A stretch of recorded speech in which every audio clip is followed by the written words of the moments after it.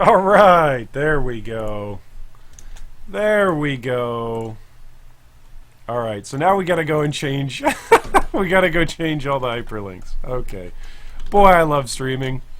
Man, this was when I used to run things for our G3 esports stuff. I didn't run this technical stuff. Oh boy, all the technical features. Well, welcome if you are watching. We have had some slight technical difficulties. Welcome back to anyone who's watching. What is up, YouTube? My name is G3 Iron, and of course, we are doing patch notes today. So get hyped, get excited. I have successfully avoided every single form of spoiler thus far. Some of you have tried to spoil this for me today on Discord. Some of you have tried to spoil it on YouTube. Really, I don't think this is malicious on anybody's, part. I think people are just excited and want to share. I haven't gotten a chance to read these patch notes yet because they came out in the middle of the night for me. So I was just looking here at comparing last note's Delve patch notes to this year's patch notes. And it looks like last year's Delve patch notes, which Delve was the same development cycle. It was like the August, the fall release. So 7,600 words was last year's Delve release. And then this year's Blight League 3.8 release is 13,000 words. So that's a lot of words. We'll see how much we actually read, whereas how much we're actually going to react to. But that's a lot of words. So all that being said, we're going to jump right into patch notes. Those of you that have got buddies that you wanted to share a link with, we did have to swap the links, swap the hyperlinks over. So if for any reason you're going, hey, wait a minute, where's the stream? Where did it go? Just make sure that you post that, share that in your own Discord servers or on Guild Chat, etc. Because there were a bunch of people waiting for a hyperlink, and I screwed it up because I'm a master of technical screw-ups. Okay.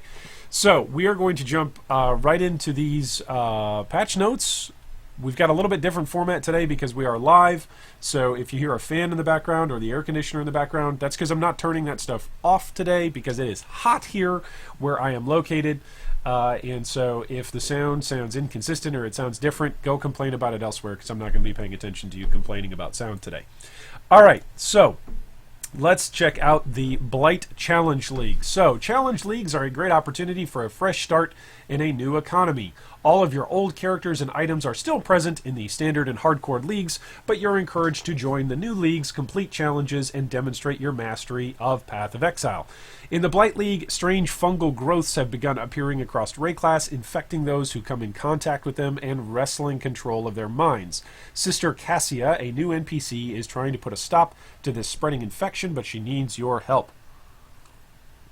Cassia can build towers that spit flames, call down lightning strikes, chill enemies to the bone, and more at your discretion. You'll need these powerful towers to push back the waves of mind-controlled monsters that lurch towards the fungal core. Successfully hold back the monsters and you'll be rewarded with a wealth of items. Among the loot dropped by the Blight, you'll find oils. Yeah, we know all this. A new type of item. With 2 oils, Cassia can anoint rings with powerful tower boosting effects. With 3, she can anoint your amulet with one of the notable passives from the passive skill tree, opening up incredibly powerful new build possibilities. Later on, you may discover blighted maps. Maps so deeply infected by the Blight that all the ordinary monsters have fallen under its sway. These endgame Blight encounters will put your tactical tower building skills to the test. With 3.0 or 3.8.0, there are standard, hardcore, and solo self-found variations of the Blight League available. They have the same core mechanics and items. You can create private league versions of these same leagues with mods that make the game harder. By the way, for anybody in chat or that's watching the video, if you would ever like to do a private league, I am growing more and more convinced that that's something that I will do in the future and host. First off, we'll keep spots for Patreon supporters reserved, but then we'll grow it to an even bigger community than that. It's not going to be for this league, for Blight League, but I am growingly convinced that that is a way to go for a community that likes to trade with each other and likes to learn from each other and likes to interact with each other. So that'll be something that we want to do in the future. So if you're interested in that, leave us a comment, let us know down below. All right, the new Challenge League, of course, includes 40 new challenges. When you complete 12 challenges, you get the Blight Helmet. When you complete 24 challenges, you get the Blight Portal. At 36, you'll receive the Blight Wings. All right, cool. From the 19th challenge onward, and for every Third challenge after that, you will receive pieces of the Blight totem pole decoration to display in your hideout. The totem pole permanently showcases how many of the Blight challenges you completed during the league. Okay, major new content and features. We added a new dexterity skill gem, Plague Bearer. Gain a buff that stores the damage of poisons you apply. Using the skill again unleashes the stored damage, dealing chaos damage over time in an area around you. Your damage modifiers don't apply to this chaos damage over time. Okay, interesting. I am actually going to really quickly grab this hyperlink and put this over here. For anybody that needed the new link, there you go. Just threw it up on Discord. All right. Added a new Dexterity Intelligence gem, Withering Step. Yep, we've seen this one. Gain Phasing and Elusive, a buff that gives you a decaying movement speed bonus, replacing any other instances of Elusive on you, while applying Wither to nearby enemies when you move within range. Performing any skill removes Phasing and Elusive. Oh, performing any skill removes it. Shares a cooldown with other blink skills. Okay, that's kind of interesting. So I guess if you want to toggle your elusive, right, you can trigger it with your new assassin tree with misstep. So you'll use a skill, but then you'll gain it because of misstep. But then withering, I guess with, what is it? What's it called? Withering walk? Withering step? I guess that'll refresh it for you when you're done casting skills in between pack to pack. So I guess the playstyle will be like, when you're in a pack, you're getting misstep for your elusive damage or damage reduction or avoidance. And then when you're in between packs, you use withering step, I guess. It's interesting. Yeah, that's interesting. That's all assassin stuff. Those of you that are assassin players, I'm sure you're excited by this. I'm less excited. I'm more excited for somebody to show me exactly what that's going to look like in game, and then I'll get excited for it. Added a new Dexterity Intelligence skill gem, Pestilent Strike and Cobra Lash. Cobra Lash, hurl a poisonous projectile that chains between enemies. Honestly, when I saw that gem reveal, to me it just looked like what do you call it? Spectral throw. Like, that's what that looked like to me. Pestilent Strike, strike at an enemy, poisoning them and applying a short duration debuff. If the target dies while they have the debuff, the total remaining poison damage is spread to targets in an area around the slain enemy, dealing damage over a short time. That'll be interesting. My warning to anybody, and I'll say this in tomorrow's video or Friday's video, whenever that one comes out, I am very, very reticent to recommend new skill gems to new players. So these all sound exciting, but let other people, you know, be the wiser and discover whether or not these gems and what combinations of these gems are good. Because GGG is frankly pretty notorious for having gems come out that are either ridiculously overpowered or ridiculously underpowered. So it's to your own risk and to your own hazard if you build a league starter that, you know, is focused on any one of these particular new gems. The Venom Gyre new skill. This is hurls a poisonous projectile that will return to you. Catch and store projectiles that return to you up to a limit. When you use Whirling Blades, release any stored projectiles. Projectiles released by Whirling Blades are fired in a spiral and can't return. Requires a dagger or a claw. This kind of sounds like the Whirling Blades auto bomber build. That's what that sounds like to me. Like an auto bomber enabled for Whirling Blades. Added a new intelligence skill gem, Summon Carrion Golem. Summon a Carrion Golem that adds physical damage to your non-golem minions while active. The golem uses a series of slashes that increases in damage and can conjure up a cascade of bone spikes. The Carrion Golem deals more damage for each of your non-golem minions near it. Now this, I think, is the basically the one exception to new jewels being underpowered or overpowered. This particular jewel, I think, is going to be fantastic, not because maybe the Carrion Golem itself is fantastic, but because any aura that is going to buff your otherwise already great minions that can kill everything in the game better is going to be fantastic, right? Like, a lot of the time, as you scale your minions into late game, and I know a lot of you are not necessarily summoner players, and so this is actually new information for you. So if you've never played a summon build, your summons are fantastic, but a lot of the time if you go all offense with your summon builds, they die a lot, and then you're spending time having to resummon your minions rather than spending your time playing active defense, keeping your character alive. So what Carrion Golem will do is allow you to actually add some defensive layers to your minions, so that way they don't die all the time and you don't have to constantly be resummoning them. But on top of that, Carrion Golem is going to add some damage as an aura around all these other golem minions active. So that's pretty awesome. And I shouldn't say aura as in like, hey, this is like haste or this is like discipline. Not an aura in that sense, but an aura that this is going to be the special, golem effect that it's got. So I think that will be great, right? It is a some bonus, even if the gem itself is rather terrible or is underwhelming. It is still going to be effective for those of you that are looking to play with minions whatsoever. Okay, moving on. Added a new intelligence dexterity gem, Stormblast Mind. It has an aura which, while placed, which causes nearby enemies to take increased damage, stacking up to a maximum of 150% increased damage taken. Deals lightning damage in an area when detonated. One quick note on this, whenever you see anything that says causes enemies to take increased damage, that is effectively a more multiplier. So it's better than just stacking increased damage on your build. It is essentially giving your build a more multiplier. So rather than stacking additively, it stacks multiplicatively, and that's really, really good. So that's a lot of damage for miners that just got added on. Added a new intelligence dexterity skill gem, Summon Skitterbots. Summons 2 constructs that will detonate and trigger your traps and mines, as well as providing a trap and mine damage. One has an aura that shocks nearby enemies, while the other has an aura that chills nearby enemies. That sounds pretty cool. Sounds like a fun playstyle. I think it kind of, I've said it before, it reminds me of Torchlight 2, playing engineers with the little robots running around. Added a new dexterity intelligence support gem, Swift Assembly Support.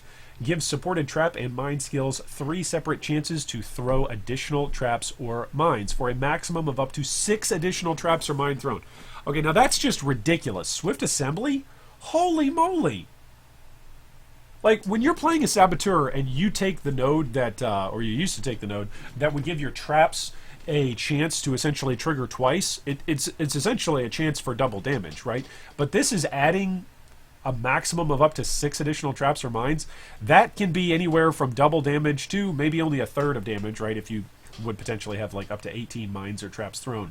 But that's a lot of potential extra damage. If you make less traps, but each trap hits harder, that's going to be a lot of damage. That's a lot of damage, right? That's a lot of damage there. Added a new dexterity intelligence support gem, the Nightblade Support. Causes supported attack skills to grant elusive on critical strike, and causes those skills to deal more critical strike damage and deal critical strikes more frequently, while you have elusive, only usable with claws and daggers. Yeah, so this is definitely going to stack along with the Mistwalker from Assassin, along with, what is it, Withering Walk, or Withering Step, Wither Step, Wither Walk. Yeah, this is all going together. Like, there's going to be it's very clear that the elusive assassin was one of the archetypes that they used in the background, at least, while developing this particular league. Okay, we added a new intelligence support gem, Meat Shield Support. Causes minions from supported skills to have a chance to taunt on hit, take less damage, and act more defensively. Minions from supported skills will also deal more damage to enemies that are near you. Okay, nice. Meat Shield Support. That's good. We want that for our zombies. Added a new intelligence support gem, Deathmark Support. Woo! Yes! Okay, this is what we've been talking about since the Necromancer got previewed and Deathmark got shown off. This is fantastic. This is a huge buff. Grants the Deathmark skill, which causes any minions from supported skills to focus their attention on the Deathmarked enemy. Minions from supported skill also deal more damage and even more damage to the Deathmarked enemy. That's great. It allows us to focus fire all of our minions onto a single target, which is really great, because in the past you've maybe had like half of your undead army going and killing an ad that didn't need to be killed, and then maybe a quarter of your army actually attacking the boss that you needed to attack, and then maybe you had another quarter of your undead army that was just like wandering around you being like, hey bro, do you have any coffee? So Deathmark is going to be very, very important for making sure that all of your undead army actually deals the damage that it's capable of doing at the target that you so desire for it to be doing damage to. Added a new intelligence support gem, Feeding Frenzy Support. Minions from supported skills act more aggressively and have a chance to grant the Feeding Frenzy buff to you on hit. While you have this buff, all your minions deal more damage and have increased attack, cast, and movement speed. Okay, that's fantastic. Does Feeding Frenzy buff, does that have a cooldown? I guess we'll have to wait until tomorrow, until gem notes come out, right? But if that doesn't have a cooldown, if you just have that, then all of your minions just deal more damage all the time and have increased attack speed and cast speed all the time. Because if you can stack enough minions, it's a chance to buff on hit, right? So if you can stack enough minions, even at a 1% chance to hit, if you've got, let's say, 10 minions that all hit twice every second, right? You're going to get this buff over the course of a pack, right? It's going to happen, even if it's a very, very low chance for each hit that you're swinging out. Like, that's huge. I'll just say, that's huge. Like, summoners are getting a massive, massive buff, so I'm very, very excited to play summoners. Added a new intelligence strength support gem, Infernal Legion support. Minions from supported skills deal fire damage over time in an area around them and take fire damage based on their maximum life. Added a new intelligence dexterity support gem, high impact mind support. Only can support spells or attacks that use a bow or wand. Instead of using the supported skill, you will throw a mine that uses the skill when detonated. Mines cannot use channeling skills. Thrown mines have a stacking aura that causes nearby enemies to have a chance to take double damage with hits. Okay, so if you wanted to use any bow skills, like here you go. You were a miner and you were like, man, we're locked out from bow skills. Well, or wand skills. Well, there you go. You can now use you can now use Frenzy or Barrage. Barrage would be good. Adding a new Intelligence Dexterity Support Gem, Charged Mines. Supported skills which throw mines have increased mine throwing speed per Frenzy charge and increased critical strike chance per power charge. Supported skills also grant a chance to gain a Frenzy or power charge when it is detonated while targeting an enemy. Okay, cool. Because miners and sabos always like to have Frenzy and power charges, so that's cool. They've added 16 new unique items. They've added 19 new divination cards designed by supporters. A new wand base type called the Convoking Wand. Yep, we know about that. Added 2 new ring base types available on the Atlas. That'll be interesting. Added a new item type, oils, which can be used to enhance your rings and amulet. Significantly rebalanced and reworked mines. The summoner archetype and the poison assassin character archetype improve the Atlas mission system. See below. Alright, so minor content and features. We added a second set of keybinds accessed by holding control by default, though this can be changed in the setting. Alright, woohoo! I have got a good friend that I have now known as of August of this year for 6 years. And he's a great friend. He's a gamer. We've played a whole bunch of games together right here, even in the G3 community. He used to be a part of one of our League of Legends ranked teams when I first met him. And he always loves to customize everything. I think I've mentioned him before in a couple other videos. But he always loves to customize every single kind of key setting or keybind setup. And one of the ways that you lose him when playing a game is that you restrict your keybinds or you restrict your setup. And so this is just great news. I always think of him whenever there's any kind of quality of life like this for keyboards or for setups. Because realistically, like, if you're always having to hold control in order to access this second set of keybinds, that's just going to be a pain. And so being able to customize it to whatever configuration you've got, whether that's you're using a controller or a keyboard, like, that's going to be really, really cool. Updated the art of all flask base types. No art is reused for different flask tiers anymore. Existing flasks will retain the old art for now. Okay, cool. So everybody that was holding on to old flasks, those are all legacy. The art type is now legacy. You all now own, if you don't delete everything when you migrate to standard, you now own legacy art-based flask types. So give yourself a pat on the back. You got everybody's rich. Everybody's rich in standard. Everybody, like GGG just did one of these. Hey, everybody gets a legacy. Right? That's what the kids do. Anyway, everybody just got legacy flasks. Okay, added new mods that can appear on flasks, including some that appear specifically on mana flasks. That really weirded me out the other day on the on the balance manifesto for Blight League. Like, that really, really threw me for a loop that they were doing all this stuff to mana. It was just like, it came out of nowhere. Added more audio cues for various events, including but not limited to confirming or canceling a trade. Wow, there's going to be an audio cue for that. Failing to identify an item due to a lack of scrolls, and fully clearing the fetid pools. Fully clearing the fetid pools. So now we won't have to go into fetid pools and be like, how many are left? / remaining? Anybody? Can we count? Added more labyrinth enchants for new skills, as well as on boots. Oh, great! Lab enchants, there were already like over 500 different lab enchants. We did a whole video on that. Oh, there's like 500 lab enchants, and now there's going to be more. Okay, great. Added 2 new Grandmasters to the pool of Grandmasters. Okay, that's exciting. Hype for Hall of Grandmasters. By the way, for anybody that wants to make currency early on in the league, or even all the way through mid-league, you can build a build specifically just to target farm Grandmasters and charge people their map and then charge them currency for the carry through Grandmasters. You will make a fortune just carrying people through Hall of Grandmasters. If you've never done it, just Google a build for, carrying through Hall of Grandmasters 3.7. And I'm sure there will be some tweaks that'll be needed because there's 2 new Grandmasters in 3.8. But if you're able to just mindlessly farm that particular map Everybody wants that map done for their completion count on their Atlas. Shield Charge now uses your equipped shield, including any cosmetics applied to it for its effect, with the exception of the focus shields, which are pure intelligence base types. Okay, interesting. You can now use up to 2 helmet attachment cosmetic effects at once. Okay, I first read that as like 2 lab enchantments at once. I was like, what? Okay. The visual effect of Shatter now scales better based on the size of the shattered enemy. Okay, cool. Improved the voice and sound transitions between creating a new character and logging out to the menu of character selection. Okay.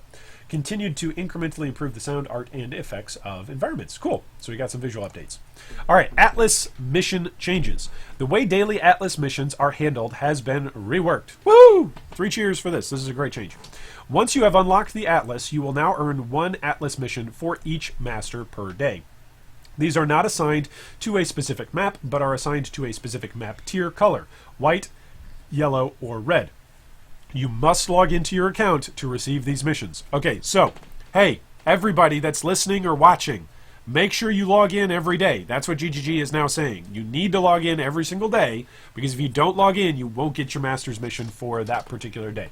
I don't know, just off the top of my head, if we've had confirmation on that. Somebody leave me a comment down below if there's citation that GGG has quoted on this. I don't know if this is a 24-hour cycle, like you need to log in at least 24 hours apart from each other, or if this is a timer that ticks, and so you could log in, let's say, at 11:59 on a Tuesday, log back out, and then log back in at 12:01 on Wednesday, and those are your 2 logins for the day. I'm not sure if that's the way how this is working or not.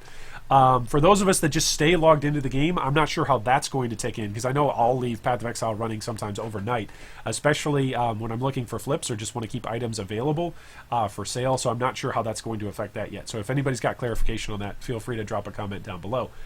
These missions are accumulated and tracked on the right side of the Atlas panel. That's cool. There's plenty of room on the Atlas for lots of visual quality of life stuff, so that's good that they're putting it there.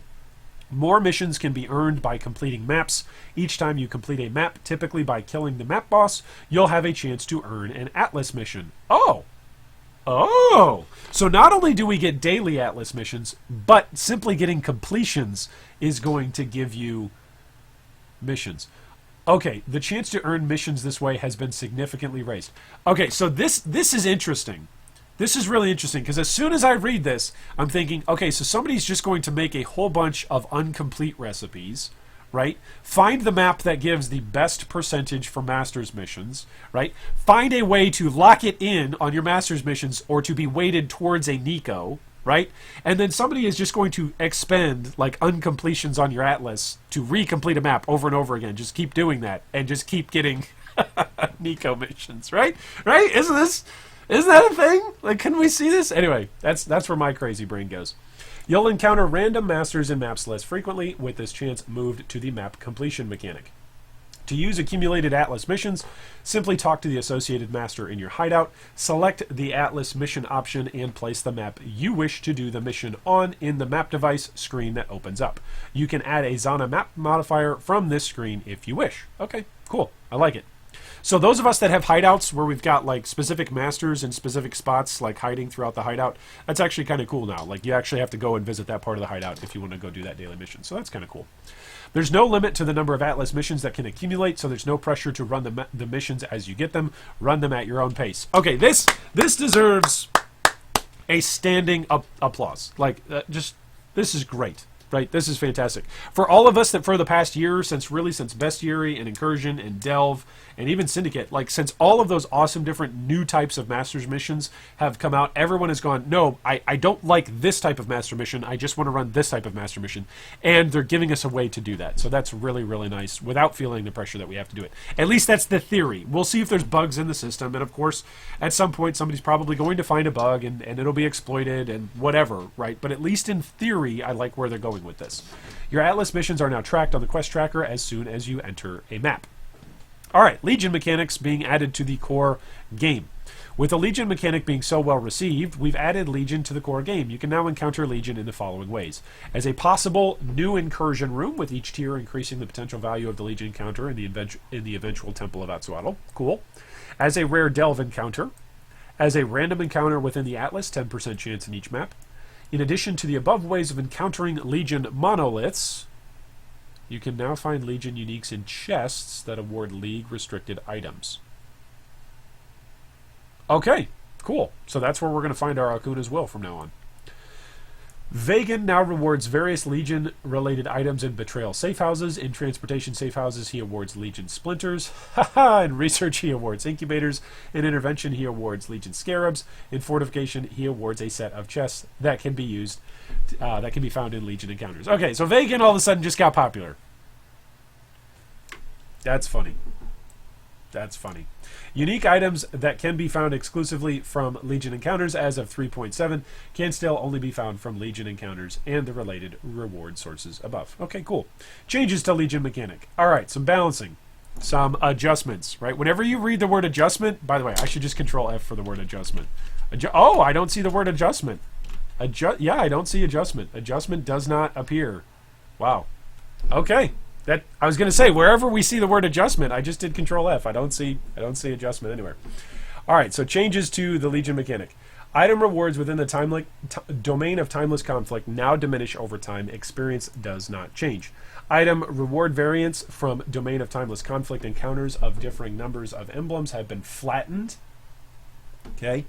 You'll now receive approximately the same quantity of items per emblem used in a 2-emblem encounter as in a 5-emblem encounter. That's a big-time adjustment.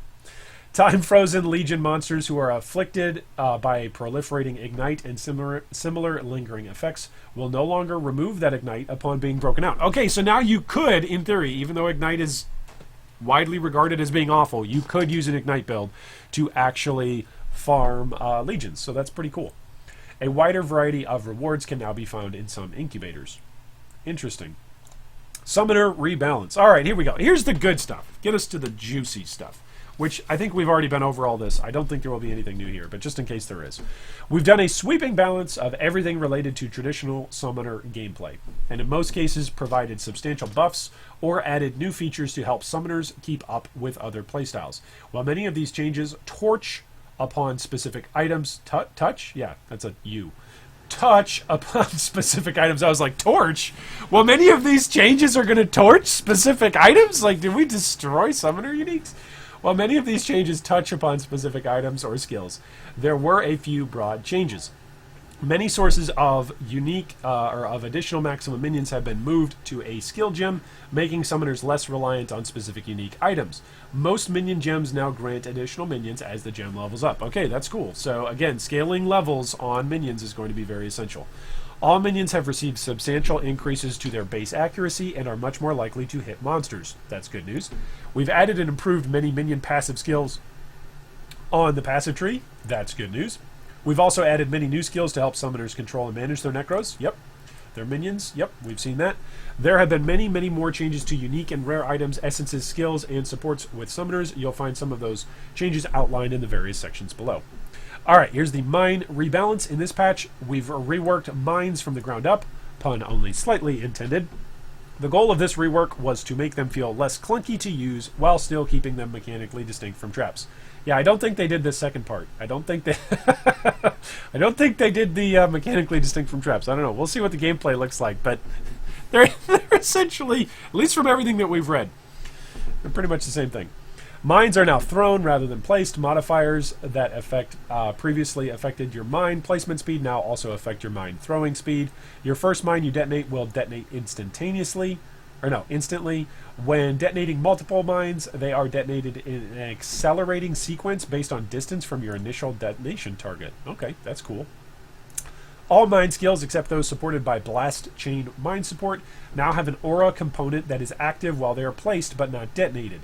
These auras can stack up to a limit and are affected by aura modifiers. Each mine you throw now reserves a flat amount of mana based on the cost of the skill and therefore affected by support gems. Fire, Nova Mine, Freeze Mine, Remote Mine Support, and Minefield Support have all been significantly reworked. Their changes are outlined in the Skill Gem Reworks and the Skill Gem Reworks section. We've added and rebalanced sections of the passive tree to support the new mine gameplay. Okay, interesting. Mana rebalance. This was the one that caught me off guard the other day, so let's check this out. We've taken a broad look at the state of mana in Path of Exile and rebalanced a lot of elements, with the goal of closing the gap between characters with a little investment in mana and characters that are almost singularly invested in mana. We've also removed, from temporary leagues at least, the last vestiges of mana leech available to spellcasters. RIP. We want mana to be the caster equivalent of accuracy, something for which a little investment goes a long way to solving the feel of your character. Okay. That's interesting. So they want mana to feel more impactful, but isn't it already pretty impactful? I want to say in our last Legion meta overview video, if anybody's got that available to them, they can pull it up and double check me, cross reference this. But I want to say like 25 to 30% of the league was using MOM. Like I think that was in Legion. I could be wrong. I could be misremembering. That might have been Synthesis. My brain is all over the place. I still need to drink my coffee, but I think that's where it was. So mana users, specifically mana guardians, as well as just anybody playing hardcore that wants a little extra tankiness and doesn't want to stack a bunch of offensive auras or defensive auras, like MOM is still very, very viable. So it's interesting. Like I just wonder what numbers it was that they were looking at, that they were like, hey, mana is terrible and it's not doing mechanically what we'd like it to do. It's interesting. I'm interested in what prompted this. They said we've taken a broad look at the state of mana and we've rebalanced it. Okay, what was that broad look? Like that would be a question that I would have for Chris or for anybody on the team. Like, hey, what was the thought process there with mana? Where do you want mana to be used and how do you want it to be used? And therefore then we can draw out a roadmap of where we are now versus where we want to be. But that's interesting. We've rebalanced mana flasks game-wide, provided more and greater sources of mana on many items, and rebalanced many sources of increased mana on the passive tree. Check the various sections below to see what's changed. Okay, character rebalance. Sources of non-damage ailment.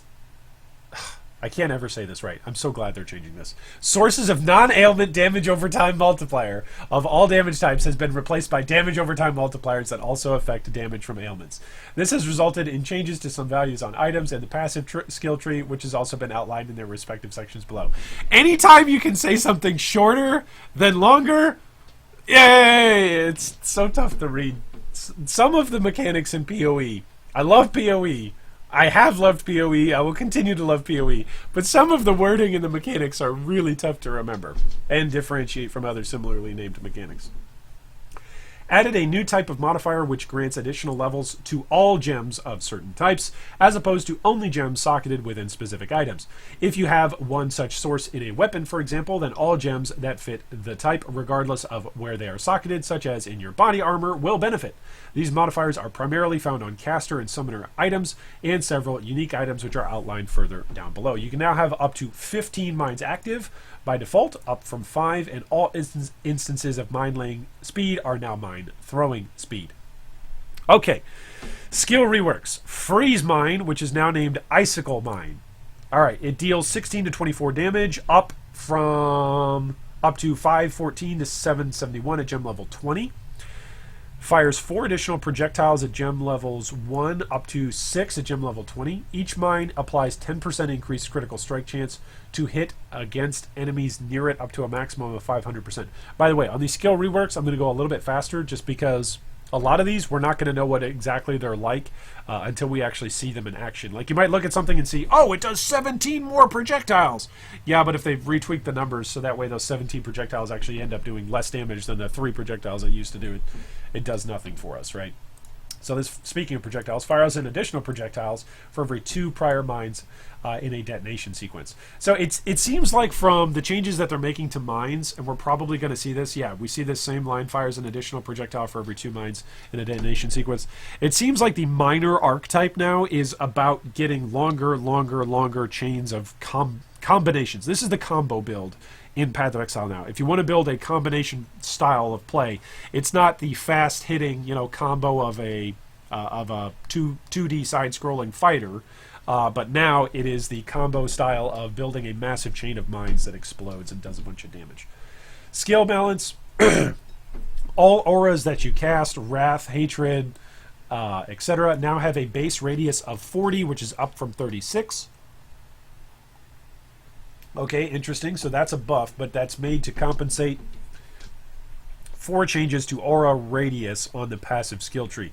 Likewise, the radius of Flesh and Stone now has a base radius of 28, up from 24. War Banner and Dread Banner now have a radius of 46, up from 40. And all aura gem qualities that increase the aura's radius now increase it by twice the amount, from 2% to 4% per 1% quality. Okay, so essentially, this is actually really cool. All right, this is actually really cool. So if you don't invest in your aura AoE, if you don't invest in it whatsoever, this is just a straight buff. Your aura's just got better. If you did invest heavily in your aura radius, i.e. if you were a support player, then this might actually end up being a nerf. It might be. We'll have to see what the passive tree actually looks like, but that's very interesting. Several damage over time skills only, such as Righteous Fire, Contagion, and the Death Aura from Death's Oath, can now break barrels and other objects throughout the world? Oh man, maybe I'll reconsider not playing Righteous Fire this hardcore Blight League. I might actually go back and play Righteous Fire. If Righteous Fire can just walk over those barrels now and I don't have to shield charge them or click them, that's pretty funny. Okay, body swap. Now this one was, there were a couple mechanical changes on this. So, Explosion from the Corpse now deals 6% of the corpse's base maximum life, up from 4%. Now has a 300% more area of effect if consuming a corpse. Now deals 3 to 5, which is down from 12 to 19 fire damage at gem levels 1, up to 154 to 231, which is a massive nerf from 501 to 352 at gem level 20. So that just the flat numbers are a massive nerf, but plus 3% of your maximum life is fire damage at all gem levels. And remember, if you're using this, if you're gonna go with the Poet's Pen, Body Swap, Volatile Dead, Cremation, Desecrate build, if you're going with that, which will probably be one of the builds that we showcase in our recommended builds for the upcoming league, if you go with that build, I still think this build is actually going to go up in its power level. I still think, I really do think that this is going to go up in its power level, simply because the amount of corpse effects that are now available on the Necromancer tree, I think are going to far outweigh any of the nerfs to the gems. I could be wrong. I've been wrong before. I say this to my wife all the time. I'll be wrong again. But I think on this one, yeah, I think the Undead Witchwagon build is back. Okay, Bone Offering. Oh my goodness, I'm gonna die here. Bone Offering has a base duration of 5 seconds from 3 with an additional 1 second per corpse consumed. Okay. Up to a maximum of 4 corpses from 8. So Bone Offering got sliced in half. So an increase in duration, but a reduction in the maximum number of corpses. Chaos Golem Cascade skill now converts 100% of physical damage to chaos and has a larger area of effect. That's a lot of damage. Sandstorm skill now deals more damage at higher levels and benefits from modifiers to the Golem's spell damage. Okay, cool. So we'll probably see a Golemancer actually try Chaos Golem, and it'll probably work, and it'll probably be a meme, and it'll probably be hilarious, so I'm looking forward to that. Clarity now grants you and nearby allies additional mana regeneration as the gem levels, from no change at gem level 1 up to 33 mana per second at gem level 20. Contagion no longer grants additional radius. Convocation has a cooldown of 3 seconds, down from 4, but that's because we lost the Convocation specialty node on Necromancer, so they told us they were doing this.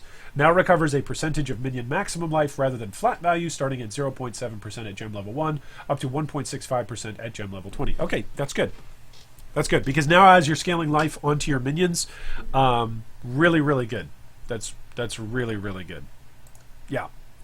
All right, Cyclone. Cyclone was the dominant skill in 3.7, used by far more players than any other melee skill. In this patch, we wanted to reduce some of Cyclone's enormous range and make it feel less penalizing to use one-handed weapon Cyclone.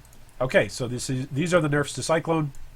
You can read these yourselves. You just need to know Cyclone essentially in its radius and the amount of things that it's going to hit per stage went down. That's the overall news right here. Okay, Desecrate. Now has a corpse limit of 10 from 15. Now has a cast time of 0.6 seconds from 0.8, that's a buff. Now has a base duration of 5 seconds, which is down from 5. That's a nerf. No longer has a cooldown. That is a massive, massive buff. Dominating Blow now has 25% chance to summon a normal Sentinel of Dominance when you hit a unique monster from 10%. Okay, that's pretty big. That's a 15% increase in chance. Summoned Sentinels can now use Crusade Slam regardless of Ascendancy. Previously, this required a specific Guardian. Notable. This, again, I said this the other day in the Balance Manifesto. Taking skill-specific stuff off Ascendancies, that's a good thing. It means it gives us more options, more flexibility when we are selecting Ascendancies. We're not essentially locked into playing certain Ascendancies because those are the best Ascendancies for specific skills. It's essentially like a Threshold Jewel. If you play any skill that requires a Threshold Jewel, then not using that Threshold Jewel is just hampering your build. It's not giving your build power that is effectually available to you, and you're simply choosing not to use it.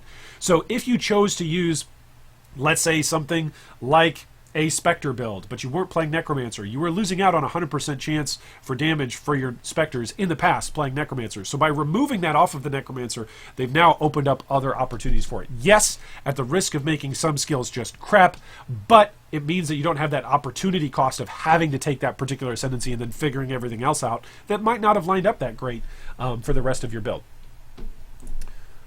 Explosive Trap is next. It now deals more damage as the gem levels, from no change at gem level 1 up to 309 to 464 physical damage at gem level 20, which that's a decent buff. Now gains additional radius as the gem levels, up to +6 at gem level 20, up from +4. Okay, so Explosive Trap just straight up buff. Fire Trap looks like this is, yeah, this is a buff across the way, 664 to 966. Up from 575 to 862. This is just good. Yeah. So traps, what a shock, right? They used an archetype for Trapper and Miner, and traps are getting a buff. I'm shocked. Flame Dash now deals 7 to 11 fire damage. Is anybody gonna actually care about Flame Dash's damage? Just wondering.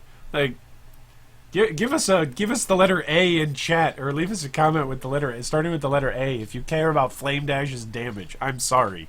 I'm so sorry. It's a mobility skill. That's what it's there for. Like, what the heck? Flame Dash damage. Somebody's gonna come up with like Flame Dash totems. That's what it'll be. Somebody will figure out like Flame Dash totems or something else stupid. And they'll go kill Shaper with it, and it'll be a meta for like one day before GGG nerfs it. Okay. Flesh Offering now has a base duration of 5 seconds. That's up from 3 with an additional 1 second per corpse consumed, up to 0.5. Up to a maximum of 4, which is down from 8. So this is the same thing. So they're doing the same thing across the board to all offerings. Offerings are increasing their base duration, but they're consuming less corpses. Now applies a visual effect above the player while it's active. We like that. Flesh and Stone now has 20 gem levels, which is a change from 6. That's interesting. No longer reduces all damage from non-blind enemies, and instead reduces damage from attacks from non-blind enemies. Okay, so that's a nerf to block to reducing spell damage. Yeah, that's essentially what that is. Flesh and Stone is no longer quite as good against blinded enemies that had dealt spell damage. You now take 9% less damage from attacks from non-blind enemies,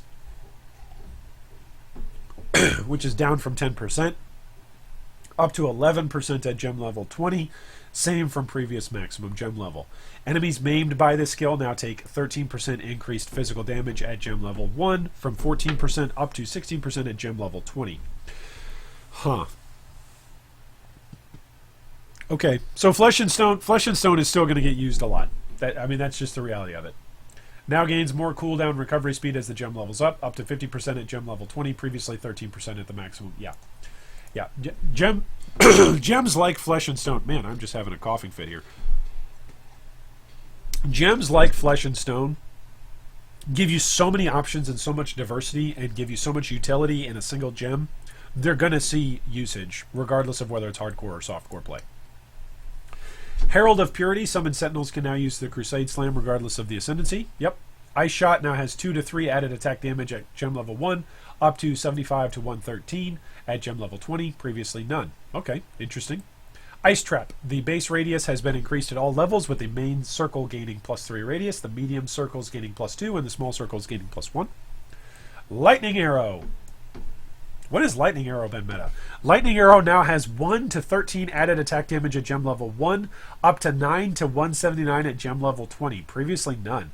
Now gains 1% chance to shock per 1% quality on the gem? Wow! Double shock chance, basically. Okay. Lightning Arrow.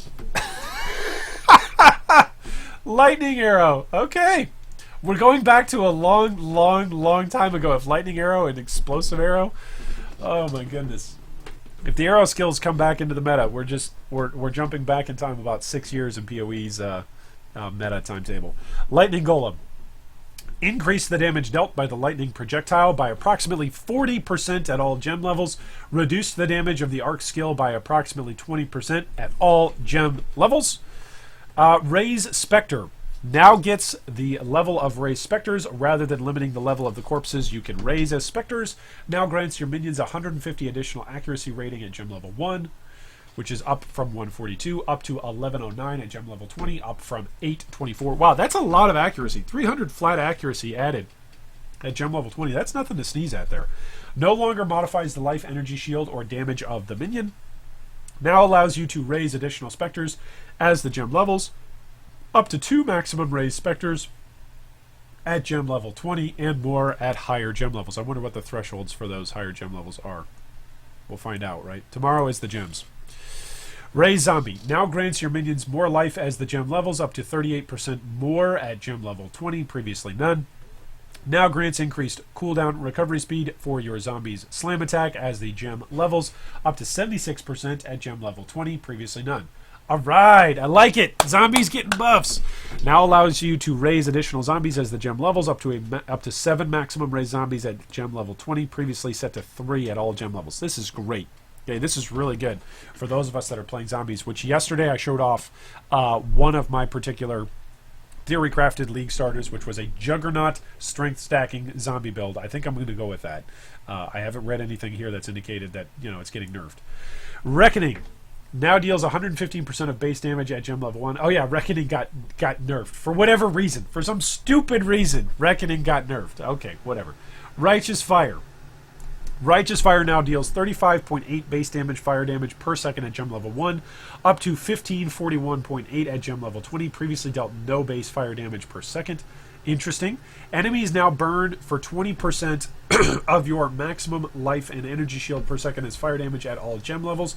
Now gains 1% burning damage per 1% gem quality from 1% spell damage per 1% gem quality. Okay, so I wonder if the base fire damage that's ticked per second, I wonder if the damage over time scaling effects that were previously chaos damage over time or ailment damage over time, I wonder if those will interact.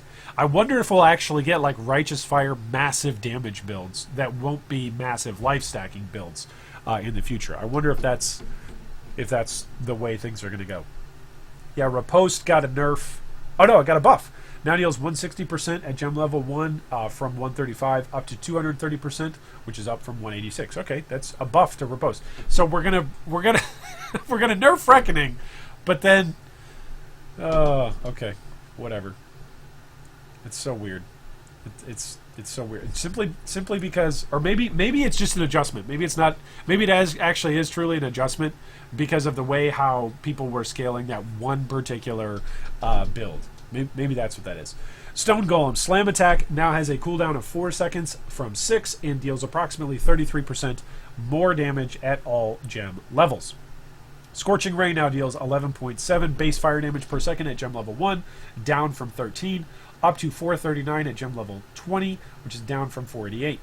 Scourge Arrow. Clarified the piercing behavior on the gem. Okay, good. No nerfs to Scourge Arrow. Okay, so that's my second build that I'm going to be showing off in our recommended build guide on Friday.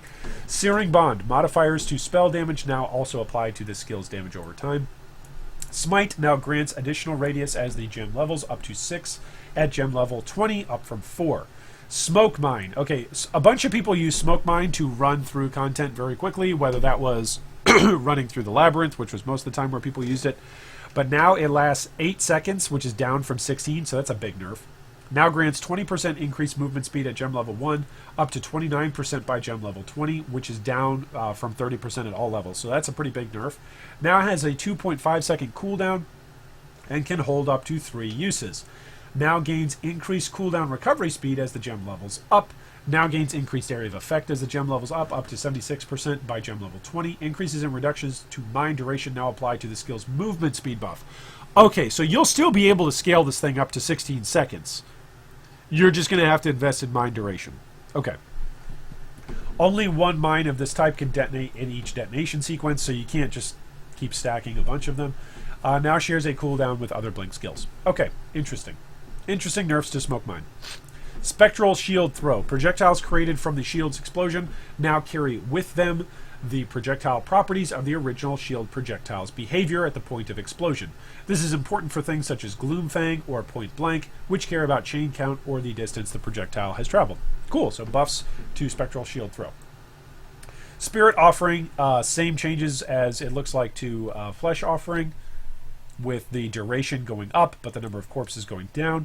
Split Arrow now deals 100% of base damage at gem level 1 from 90% up to 119 at gem level 20, up from 109%. Okay, just a buff. Now fires additional arrows as the gem levels up to 8 additional arrows at gem level 20, which is up from 6. Okay, so Split Arrow is going to take over for Tornado Shot. Like Tornado Shot got those nerfs in the Balance Manifesto. I guess Split Arrow takes over now. Summon Raging Spirits. I know a bunch of you want a League Start SRS. Summon minions will now target the enemy you had targeted at the point they were summoned as a priority. That was great. That was announced yesterday as well in the Balance Manifesto. Summon Skeletons. Alright, now summons 2 Skeleton Warriors per cast, up from 1. Now summons more Skeleton Warriors per cast as the gem levels up to 3 at gem level 20. Now increases your maximum skeleton limit as the gem levels up to 8. By gem level 20, which is up from 5. So there you go. So you're getting more skeletons. Vengeance, more changes to Vengeance, just like Reckoning and Riposte. Viper Strike now deals 90% of base damage at gem level 1 from 80% up to 135 at gem level 20, which is up from 135%. Now uses both weapons if you attack while dual wielding, but has 30% less attack speed if dual wielding. Each weapon now hits separately if dual wielding, dealing 20% less damage. Okay, interesting. Vol skill rebalance. Uh-oh. Uh-oh. Uh-oh. Does this mean our permanent Vol Earthquake build is going away? Modifiers to Vol soul cost now work consistently with how modifiers to mana costs work.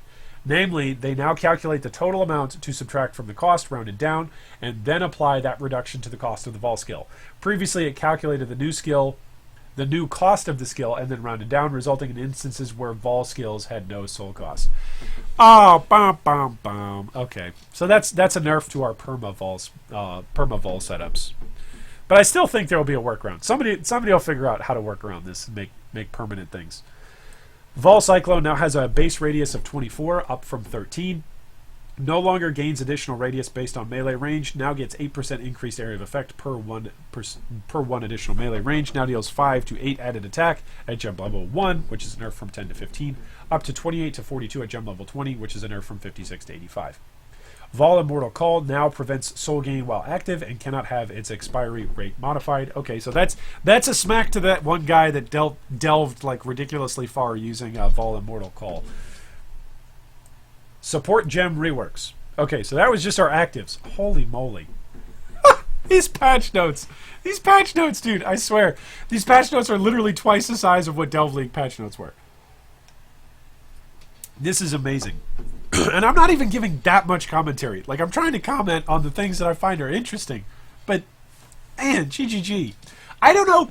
This was something that I was thinking about yesterday when working on the Balance Manifesto discussion video.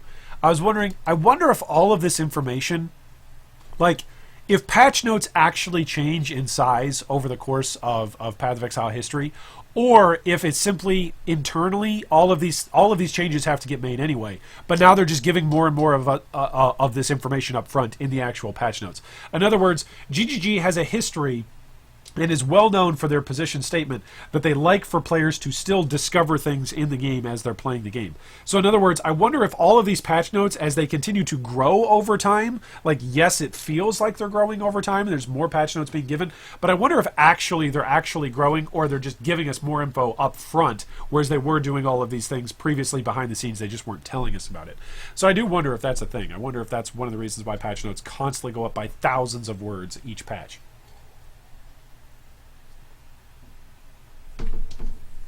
All right, remote mine support, now called blast chain mine support. Now causes supported skills to deal 35% less damage at gem level 1, up to 25% less at gem level 20. Mines now last 5 seconds, which is down from 16. Supported skills have a base mine detonation time of 0.25 seconds. Supported skills now deal 5% more damage for each prior mine in the detonation sequence. Yeah, but mines only last 5 seconds now on base, so you're really going to have to scale up your mine duration. Like, you're going to have to scale that now. Again, I'm sure you're going to be able to get up to 16 seconds, but yeah, you're going to have to invest to get it now. It's not going to be free. Minefield support. Supported skills can now have up to 4 additional remote mines placed at a time. Supported skills throw up to 4 additional mines. Supported skills have 65% less mine throwing speed at gem level 1, up to 60% less at gem level 20. Hey, there's some changes here to minion and totem elemental resistance support. It is now called the Elemental Army Support. It no longer supports totems, now has a mana multiplier of 130%. Minions from supported skills now have a 19% to all elemental resistances at gem level 1, up to 29% at gem level 20.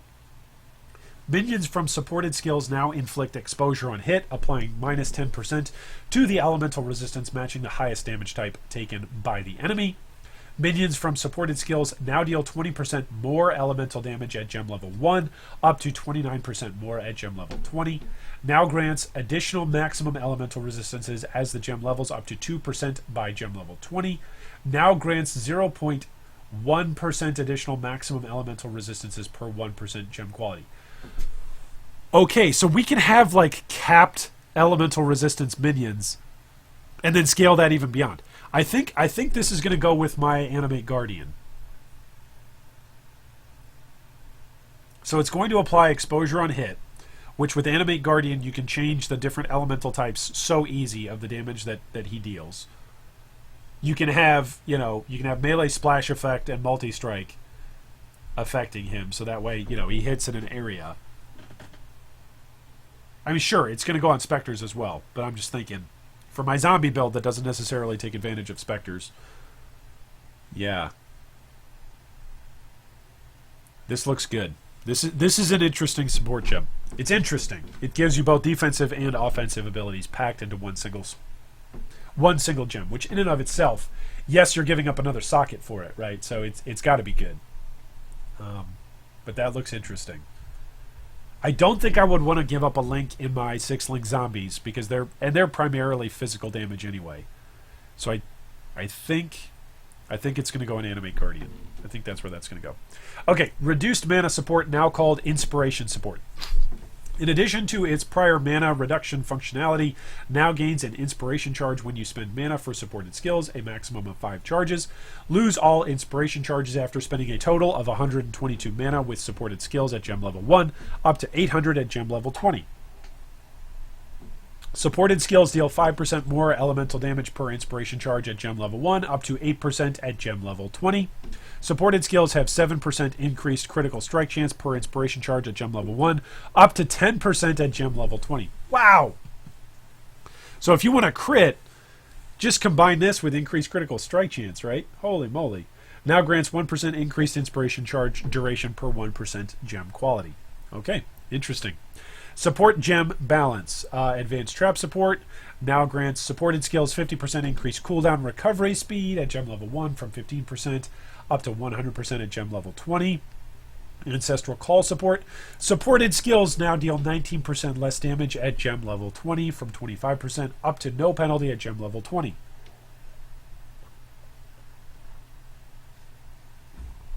Huh. So that's a significant buff to Ancestral Call support then. Yeah, that is a significant buff. Because Ancestral Call support is just simply no longer going to hamper your damage. So that's good. That is a good change for Ancestral Call. Is there more coffee downstairs? Thanks. Fortify support. Oh, charge traps. Supported skills now have 15% to critical strike multiplier per power charge when used by traps. Supported skills now have a 10% increased trap throwing speed per frenzy charge. Everybody say hello to Mrs. Draconis. She's so nice. She's going to give me some more coffee. Where am I? It's fine. You're over there. All right. Fortify support. Supported skills now deal more damage with all ailments caused by melee hits, whereas previously it was just bleeding and poison. Okay, so does this mean if you play a melee elemental conversion build that does, let's say, an ignite, that fortify support is actually going to help you deal more damage with your ignite? I mean, it's an ailment, right? That's so weird. Like an ignite, an ignite-based melee build. I'm sure somebody will come up with one, but that's what first comes to my mind. Cluster trap support now requires 27 intelligence at gem level 1, up to 48 at gem level 20. This may disable items on existing characters, but removing the cluster trap support gem will remedy this problem. Okay, interesting change to cluster trap support. Mana leech support now only causes supported attacks to leech mana. Minion life support now has a mana multiplier of 130%, down from 140%. Minion speed support. Thank you, dearest. Supported skills now have 25% increased minion cast speed at gem level 1, which is up from 10%. Wow! 15% cast speed. Up to 34% at gem level 20, up from 19%. Wow! Okay, supported skills now have 25% increased minion attack speed, up from 10, up to 34%. Wow! Now has a mana multiplier of 130. Okay, so minion speed support just straight up buffed across the board. Multi-strike support. Supported skills now deal 20% less attack damage at gem level 1, up to 10% at gem level 20, from 30% less at all gem levels. Nice. Skills that use multi-strike might actually be usable this league. First repeat of supported skills now deal 22% more damage at all gem levels, from 40% more at gem level 1 to 50% more at gem level 20. Second repeat of supported skills now deal 44% more damage at all gem levels, from 80% more gem level 1 to 99% more at gem level 20. Now has a mana multiplier of 160, down from 180. Poison support. Supported skills now deal 20% more damage with poison at gem level 1 from no bonuses, up to 39% more at gem level 20 from 28%. Okay, interesting. So poison support is actually useful now. Pulverize support. Yeah, they said this was getting nerfed in the balance manifesto. Supported skills now have 25% increased area of effect rather than a multiplicative more at gem level 1, up to 34% increased area of effect at gem level 20. Supported skills deal 40% more melee area damage at gem level 1, which is up from 30%, up to 59%, which is up from 45%. Wait, I thought Pulverize was getting nerfed. That seems like the more area damage is a buff. Wow. Okay. I mean, yeah, we'll call that a nerf. Sure. Just give us more area damage. Call that a nerf. Trap support. Trap support throwing speed now scales up to 19% at gem level 20, up from 10%. Supported skills now deal increased trap damage as the gem levels up to 38% increased trap damage at gem level 20, previously no bonus. Okay, hey, that's good. For those of us, lightning trappers are notoriously cheap to get started in a build. You will probably see me recommend that in Friday's build guide recommendations. Generally speaking, trappers are relatively cheap and they can take out the whole atlas, so trap support getting a buff is great news. Unbound ailment support. Supported skills now have 35% increased duration of ailments on enemies at gem level 1, from 25% up to 54% at gem level 20, up from 44%. Supported skills now have 25% increased effective non-damaging ailments on enemies at gem level 1, from 20% up to 34% at gem level 20, up from 30%. Okay, supported skills now deal 25% more damage with ailments at gem level 1, up from 20 up to 34%. Okay, so like, are they seriously making like this feels like all of the things the elementalist would want on all of their various elemental proliferation builds, right? It seems like elements across the board, elemental ailments are getting buffs. Maybe it's just ailments in general, right? So maybe bleed builds will actually get enabled, which, yes, there are some bleed builds out there that work, but they're far from being meta. That's what I'll say. I'm not going to be hyperbolic. I'll just say I'm not going to say they're trash and garbage. I'm just going to say they're far from being meta. So maybe bleed skills are going to be buffed, but yeah. Yeah, it's interesting. Vicious projectile support. Supported skills now deal 40% more chaos damage over time at gem level 1, so that's a buff up from 30%, up to 59% more damage at gem level 20, up from 49%. Supported skills now deal 40% more physical damage over time at gem level 1, up from 30%, up to 59, which is, again, a 10% increase. And supported skills now deal 40% more physical projectile attack damage, up. Okay, so that's just a buff across the board. So my Scourge Arrow build that I'm going to recommend on Friday, it got a buff. Well, it got a buff in the skill gems, not necessarily on the tree. Which, hey, speaking of tree, let's talk about the balance on the passive tree. All right, so those of us that have been waiting for the, woohoo, long-awaited passive tree balance, here we go. As in 3.7, we've added a lot of new passives to the passive tree in this patch. Rather than list out what each of the dozens of new passives contain, we've listed out the cluster notables named below. Mind passives, damage over time passives, mana passives, and summoner passive also have all been extensively changed.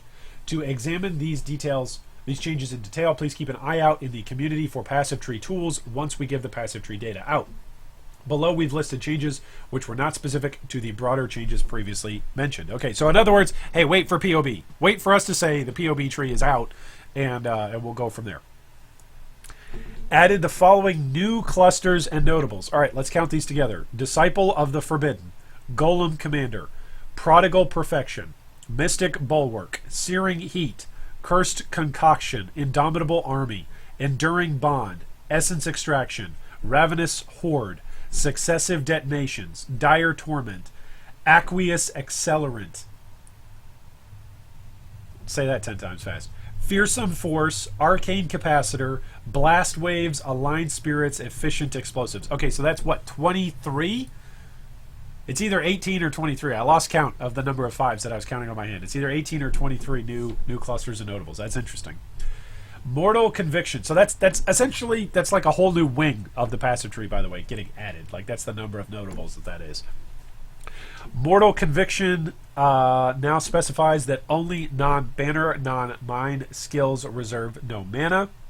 Perfect Agony now causes modifiers to Critical Strike Multiplier to apply to damage over time multiplier for ailments from critical strikes at 50% of their value rather than 30% previously. This is now additive with other sources of damage over time multiplier, however.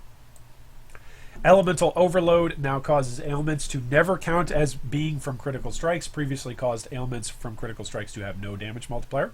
Okay. Master of the Arena, Brinksmanship Bonebreaker for scepters and maces and smashing strikes for staves.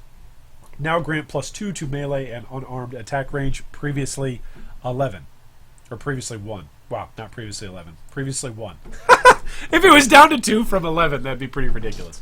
Cleaving for axes, flaying for daggers, and claws of the pride for claws. Now grant +1 to melee weapon and unarmed attack range. Okay, that's cool. Leadership now grants 30% increased aura effect, down from 50%. That's just a straight nerf. Champion of the Cause now grants 12% increased aura effect, down from 20%. And all small passive skills, which previously granted 20% increased aura effect, now grant 12% increased aura effect. Okay, so remember earlier, those of you who maybe weren't with us earlier, that's fine. But earlier we said if you aren't investing in anything, if you're not investing in anything for your aura radiuses, right, for your aura effect and aura radiuses, it'd probably be a buff. But if you're investing in it on the tree was probably getting nerfed. That's confirmed. So there you go. All right, the Alchemist cluster near the Witch has been removed, and its flask effect modifier is spread across the passive tree, in particular near the Ranger. Okay. The Utmost Might cluster has been moved south, and it is now next to the Bloodless cluster. The Utmost Intellect cluster has been moved east, and is now where Arcane Expanse used to be. Arcane Expanse has moved slightly further east. Now it has 13 new notables revealed only when you obtain them through anointing them. Okay, so I'm going to try to boot POB and see if there's an update for this sucker. See, this is another thing that we all get as a benefit of a stream together, right? You'd never see me do this in a video. Oh, it is downloading! It is downloading! That's amazing. That's amazing. Okay, so there is an update. The skill tree is getting updated. All right, cool. Well, let's keep reading while that updates. The Ascendancy balance Necromancer now causes your offerings to have 25% reduced effect on you from 50%. Auras from your skills now grant 2% increased attack speed and cast speed to you and allies from 3%. If you've consumed a corpse recently, you and your minions now gain 30% increased area of effect. No longer grants 20% increased skill effect duration. Oh, because these are for the Ascendant. That's why. I was like, wait a minute. These don't sound like the changes that we've already read. It's because they're not. They're for the Ascendant. The Saboteur now causes your damage to penetrate 8% of enemy elemental resistances, up from 6%. You can now regenerate 1% of your life per second for each mine detonated or trap triggered recently, up to 10%, which is down from 20%. Assassin now grants 0.05 or 0.75 to critical strike chance from 1%. Now grants 10% chance to gain elusive on kill. No longer grants 10% increased movement speed if you've killed recently. And Guardian got an Ascendant buff. Okay. Now grants you and nearby allies onslaught where there are at least 5 nearby enemies. No longer grants 10% increased effect of non-curse auras from your skills. Okay, that's cool. Sounds fun. Changes to the Berserker. Warbringer now grants you and nearby allies 20% increased attack speed if you've warcried recently, up from 10%. Now grants 15% chance to deal double damage if you've warcried in the past 8 seconds. No longer causes you and nearby allies to deal increased damage if you've warcried recently. Okay, so they're moving that double damage over to the Warbringer. Flawless Savagery now grants 50% increased critical strike chance for attacks from 80%, and 25% to critical strike multiplier, which is down from 30%. Okay, that's just a straight nerf. Crave the Slaughter no longer grants 1% chance to deal double damage per 4 rage. Rite of Ruin clarified that only the inherent effects from having rage are tripled.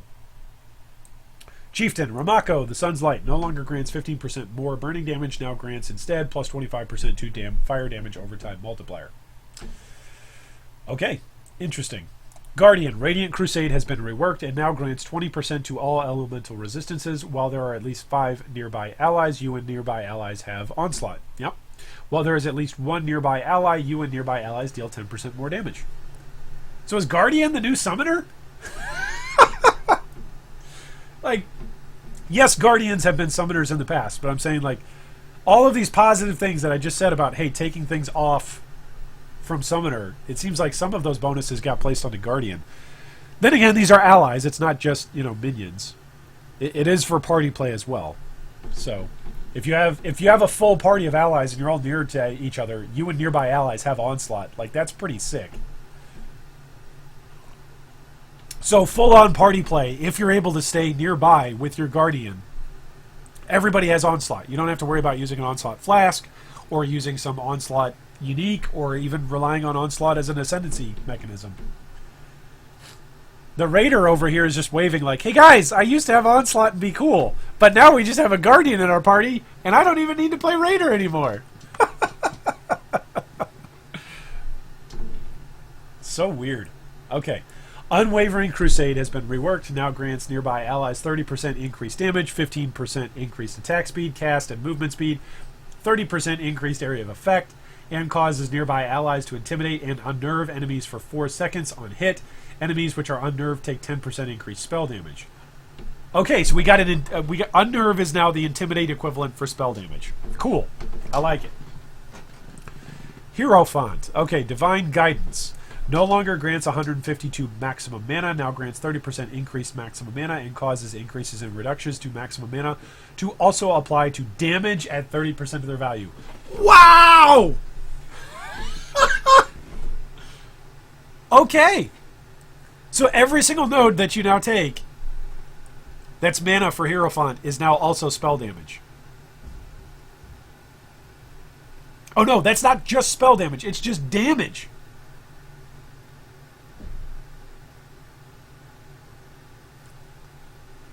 Like, Hierophant? Meta? Like, Hierophants are just going to play with MOM, stack as much mana as possible. You're going to have 20,000 mana sitting over there, and you're going to be a bunch of extra damage? Those of you that are going to say, well, it's just increased damage, it's not more. That's fine! That's a ton of free damage that just got added on an Ascendancy that already is going to stack a bunch of mana, regardless. Oh my goodness! Hero, you know what? This is not me being hyperbolic. Hello, what is up, YouTube? My name is G3Iron. Welcome to 3.8 Blight League, where the Hierophant will be the most popular Ascendancy of the league.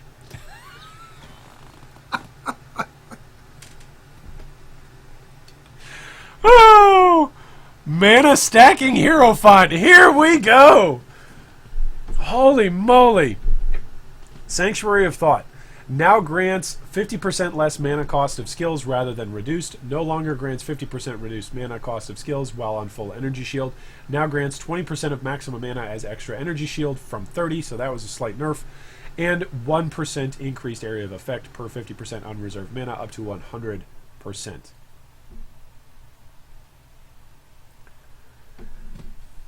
Hierophant is looking very juicy. It's looking very juicy. I'll just say that. Okay, Raider has had some changes to it.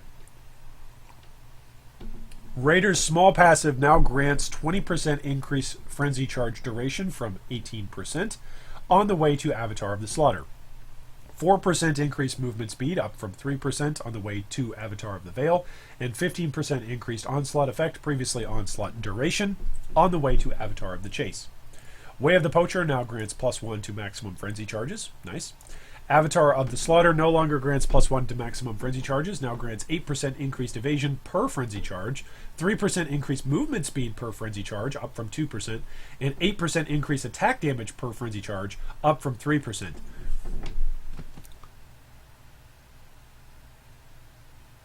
Maybe I'll play Raider Scourge Arrow?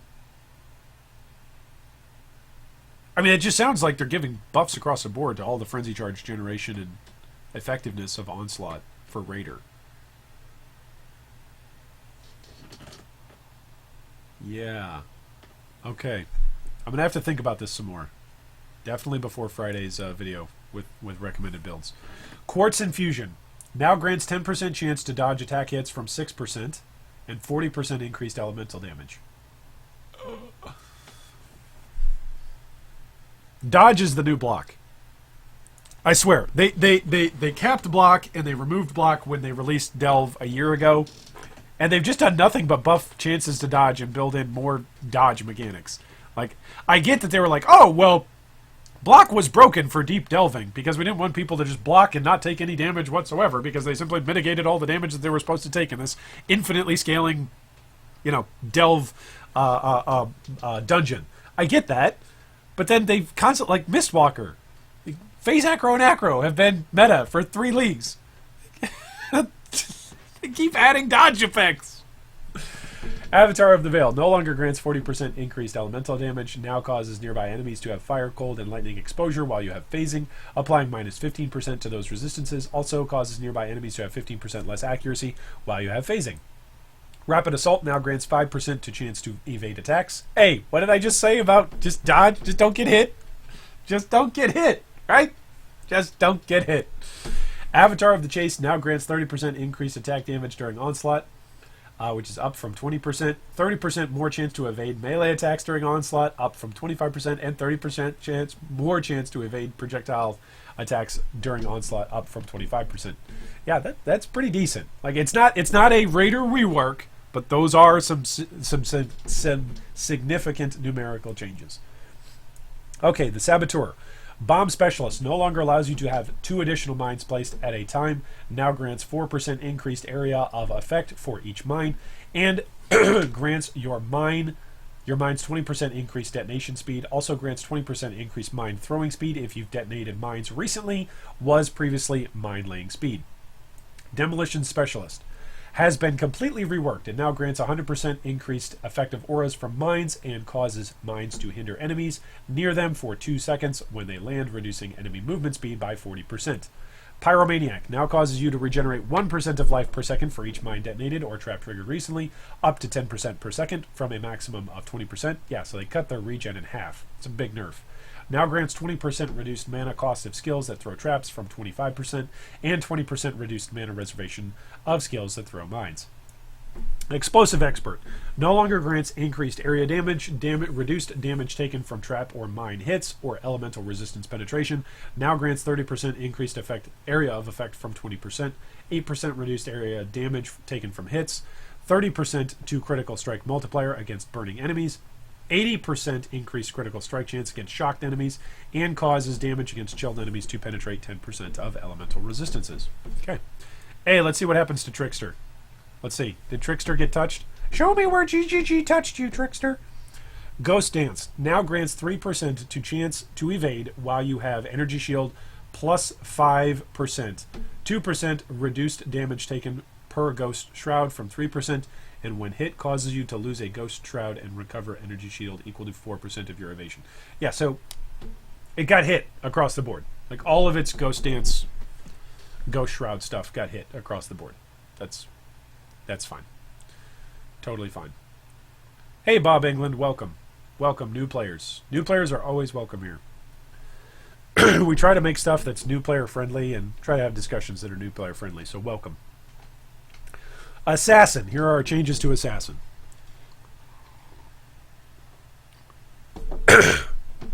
Let's see what they did to the blue boy.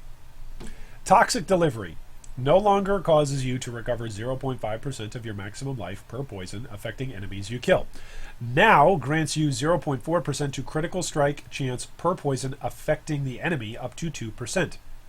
Now causes poisons you inflict with critical strikes to deal 50% more damage, up from 30%. Noxious Strike no longer grants 0.01% to critical strike chance per poison affecting the enemy. Now causes you to recover 0.05% of your maximum life per poison affecting enemies you kill.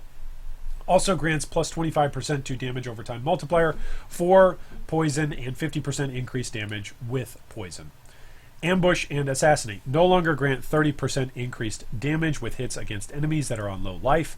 Now grants 20% more damage, multiplicative, with hits and ailments against enemies that are on low life. Okay.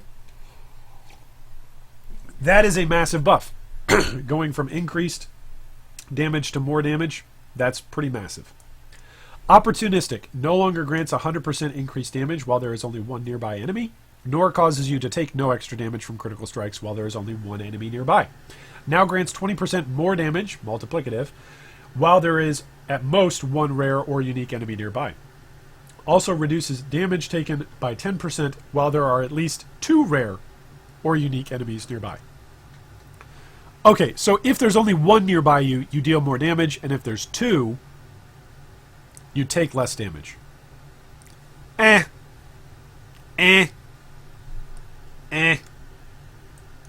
Unstable Infusion now grants +1 to maximum power charges. Deadly Infusion no longer grants +1 to the maximum power charges, now increases movement speed by 10% while at a maximum power charges. Okay, cool. So get up to maximum power charges and then you move faster. Woohoo.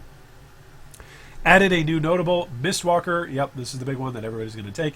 50% chance to gain elusive on critical strike, 20% increased attack and cast speed while elusive, 8% reduced damage taken while elusive, 25% increased elusive effect. You take no extra damage from critical strikes while elusive. Yeah, this is the new Ghost Shroud, by the way. Everybody that played Trickster during Legion is going to move over and play Assassin this league. It's that simple. Slayer. Overwhelm. The base critical strike chance for attacks with weapons is now 7.5, down from 8. Bane of Levens? And Leavened Bread. Bane of Legends. You now gain 10% increased attack speed for 20 seconds when you kill a rare or unique enemy, down from 20%. You now gain 10% increased movement speed for 20 seconds when you kill an enemy, down from 20%. So Slayer got nerfed. Just across the board. Slayer is slower. Meh. Meh. Alright, Necromancer. Here are the updates to our Necro Boy. Commander of Darkness. The small passive leading to the notable now grants 5% increased effect of non-curse auras from your skills. It no longer grants 4% increased cast speed. That's okay. We'll live with it. Mistress of Sacrifice now causes your offerings to have 25% reduced effect on you from 50%, and grants 30% increased skill duration, up from 20%, and 30% increased minion duration. No longer grants 40% increased damage if you've consumed a corpse recently, or 2% attack speed and cast speed for each corpse you've consumed recently. Fleshbinder, Invoker, Bone Sculptor, Soul Weaver, and Puppet Master have all been removed and replaced by new notables. Added a new notable, Essence Glutton, 20% increased maximum mana for each nearby corpse. You and nearby enemies regenerate 0.2% of energy shield per second, up to 2% per second. For each nearby corpse, you and nearby allies regenerate 5 mana per second, up to 50 mana per second. Regenerate 8% of your mana and energy shield over 2 seconds when you consume a corpse. Yeah, Indigins, Poet's Pen, Volatile Dead, Corpse Destruction. Yeah, it's happening. Added a new notable, Mindless Aggression. Minions have 30% increased movement speed, 10% increased attack speed, 10% increased cast speed, and deal 30% increased damage. Nice. Added a new notable, Unnatural Strength, +2 to all minion skill gems. Requires Mindless Aggression. Yep, it's good. It's very simple, very straightforward, very good. Added a new notable, Bone Barrier, grants level 20 Bone Armor skill, 1% additional physical damage reduction per minion, up to 10%, plus 3% to all elemental resistances per minion, up to 30%, 3% increased recovery rate of life and energy shield per minion, up to 30%. Minions have 20% more maximum life, requires Mindless Aggression. Added a new notable, Plague Bringer. If you have consumed a corpse recently, you and your minions have 30% increased area of effect. With at least one nearby corpse, you and nearby allies deal 10% more damage, and nearby enemies deal 10% reduced damage.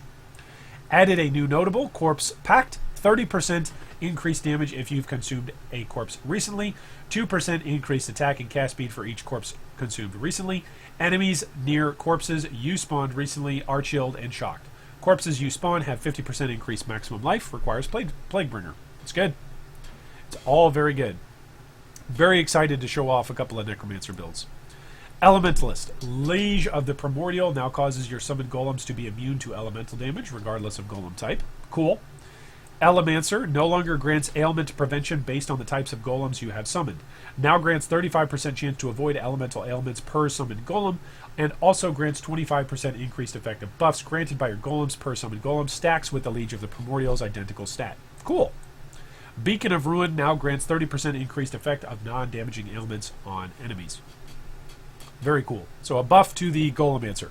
So all of you that are going to start off with Golemancers, whether you're league starting it or if you just want to play with it at some point throughout the league, it's going to be good. Occultist, Withering Presence, now grants +20 to Chaos Damage over time multiplier. Was previously non-ailment Chaos Damage over time multiplier. The small passive leading to the notable have had the same treatment. Vile Bastion now causes you to regenerate 40 energy shield per second. Wow. Okay. Okay. Alright, how's that POB update? It looks like the update is ready. Let's update. Woo! Alright. We now have a new passive tree. Holy moly. Oh my goodness, there it is. There's the Unnatural Strength. +2 to all minion skill gems. Okay. I'm excited. I'm stoked. We'll play around with that some more, and we'll have some build guides out later on in the week. All right, item balance. Let's take a big drink because it looks like there's a lot of them.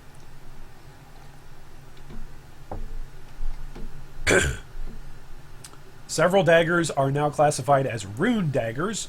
Daggers can no longer roll caster-related modifiers, while rune daggers retain their old mod generation behavior. Several staves are now classified as war staves. War staves can no longer roll caster-related modifiers, while staves retain their old generation modifiers. Okay, so we're splitting things. So we're now making it so that way there are base types that are specifically set for attack-based build and base types that are specifically set for spellcasting-based build. So that's cool. Scepters are now identified as a separate class to one-handed maces. Okay, cool. Elder and Shaper gloves can no longer roll the +1 traps thrown, +1 mines placed modifier. Weapon modifiers that added maximum mana have had their values raised across the board. Oh my goodness. Hierophant's going crazy! Hierophant is going to be ridiculous. I don't know if anybody else is talking about this yet. I don't know if anybody else is making guides for this yet. Hierophant, if it's not meta, it's going to be at least tried by a whole bunch of people. Stabs in particular can now be found with modifiers that add large quantities of maximum mana. Existing weapons that may be updated to the new values, in some cases using a divine orb. Stabs can't. Wands, scepters, stabs, rune daggers, and pure intelligence shields can now roll modifiers which affect the levels of all skill gems of a certain type, not just those socketed within that item. They can no longer roll the modifiers which solely affect socketed gem levels. Wands, scepters, and stabs and jewels can now roll fire damage over time multipliers. Non-ailment chaos damage over time multiplier is now just chaos damage over time multiplier and can affect ailments. This affects all items with this mod. Daggers and rune daggers can now roll modifiers to chaos damage over time modifier. Jewels can now roll physical damage over time modifier. Belts can now roll mana prefixes. You've heard of the 20,000 energy shield stacking builds? Those are all disfavored now. We're talking 20,000 stacking mana. Yeah, that's where we're at, boys. Power rings can now have 20 to 30 mana on their implicit, up from 20 to 25. Items with the Mathos prefix that grant +1 to the level of trap skill now also apply to mind skills. This mod can no longer appear on one-handed weapons. Mana flasks at all levels have been rebalanced. In general, they will recover more mana over less time than previously and have more uses. This can also roll several useful new modifiers. The +1 lightning, fire, and cold gem weapon vendor recipes have now instead grant a weapon with added damage to that element for spells. The chaos variant of this recipe has simply been removed. The values of this modifier granted by these recipes is dependent on the rarity of the ring used. This recipe now also works for rune daggers. The Labyrinth Helm enchantment for Desecrate, which granted increased cooldown reduction, now instead grants increased duration at the same value. This affects existing items with this enchantment. The enchantment can no longer be obtained from the Labyrinth. Okay, rip. It's gone. It's not even legacy, it's just gone. I guess because there is no cooldown, right, on Desecrate, so I guess that's why that goes away. The Labyrinth boot enchantments, man. These patch notes. They are killing my throat. They are, again, literally double the size of last year's patch notes. Literally, I have these pulled up. This is Delve patch notes, 7,600 words. This is 3.8, 13,000 words. Like just under double. The Labyrinth boot enchants, which previously granted life and mana leech if you have killed recently, now instead just grant life leech. Okay. The Labyrinth boot enchantment, which previously granted life and mana regen if you've been hit recently, now just grant life. Lab enchantment for Tornado Shot, which added additional secondary projectile, is now exclusively available from the Eternal Labyrinth, and now only adds one additional secondary projectile. Existing items with this enchantment are unaffected. So if you've got a +2 Tornado Shot helm in Standard, you are now holding on to a bunch of currency. For those of you that are new players out there, if you're holding on to one of those just by any luck or by any chance, by the way, if somebody comes in and offers them you anything less than several dozen exalts for it on Standard, don't accept the trade. Added a new set of Labyrinth Boots enchantments, which grants increased mana regeneration if you've cast a spell recently. Resonators can now stack. Hey! Delve stacking is here. We were just talking about this on the G3 Discord a couple of days ago. Resonators can now stack. They have a stack size of 10 in normal stash tabs and the inventory, and the primitive resonators can now stack up to 5,000 in the currency tab. The Glass Shank base type can no longer roll caster mods. A number of accuracy modifiers for minions have been added to the mod pool for both Abyss and Ordinary Jewels. The added lightning damage modifier with the prefix name Heartstopping has been renamed to Vaporizing because we added a bunch of other mods in 3.6, one of which was also called Heartstopping, and Heartstopping fit better on the newer one. Mod names are hard. I agree. Added a new set of modifiers for intelligence-based armors, which grant added energy shield and mana. Oh! So now not only will we be mana stacking Hierophants, we will be energy shield mana stacking Hierophants. Oh! ES meta coming back? Coming back? Yeah? Yeah? I heard you hated synthesis. But did you hate synthesis because of the League mechanic, or did you hate it because of all of the awesome items that were available? Using a bound fossil to craft boots now will no longer grant +1 to maximum number of specters. It now instead grants +1 to level of raised zombie or raised specter gems. This also affects existing pairs of boots with this modifier. Interesting. Essence of Zeal now grants increased trap and mine throwing speed when used on a belt. The Avenger's Flask prefix now grants 5 charges when you take a critical hit, up from 3. The of Craving and of Gluttony modifiers can no longer appear on flasks. The increased mana modifier available on jewels can now roll between 8 to 10% increased mana, up from 6 to 8. Minion damage modifiers from all tiers of Essence of Fear have been significantly increased. Existing items can be updated to the new values with a Divine Orb. Hey, that's good news. Anything that makes essences better, in my opinion, is good. Essences are a great, cheap way to begin crafting your gear before you can access really deep delves and really get your fossil bank going.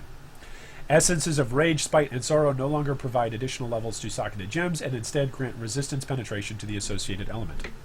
All right, cool. That's cool. So that was just regular item balance. This is unique item balance. The following items now affect all spells of certain types rather than just those of the socketed in the item.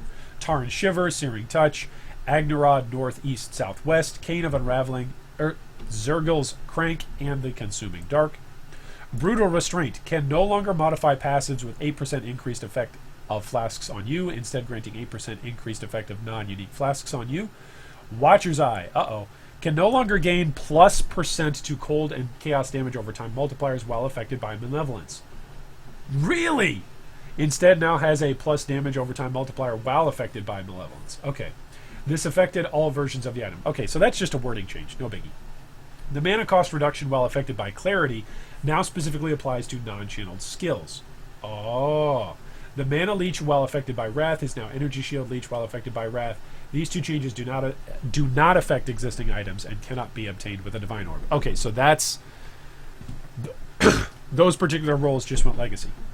The Poet's Pen now triggers socketed spells at the end of an attack rather than at the start. Now has a cooldown of 0.5 seconds to compensate. Okay, I still think Poet's Pen builds are coming back. I think this is going to be a league with a lot of Poet's Pens floating around. Doom Sower no longer causes socketed red gems to gain 10% of physical damage as extra fire damage. Instead causes attacks to gain 5% of physical damage as extra fire damage per socketed red gem.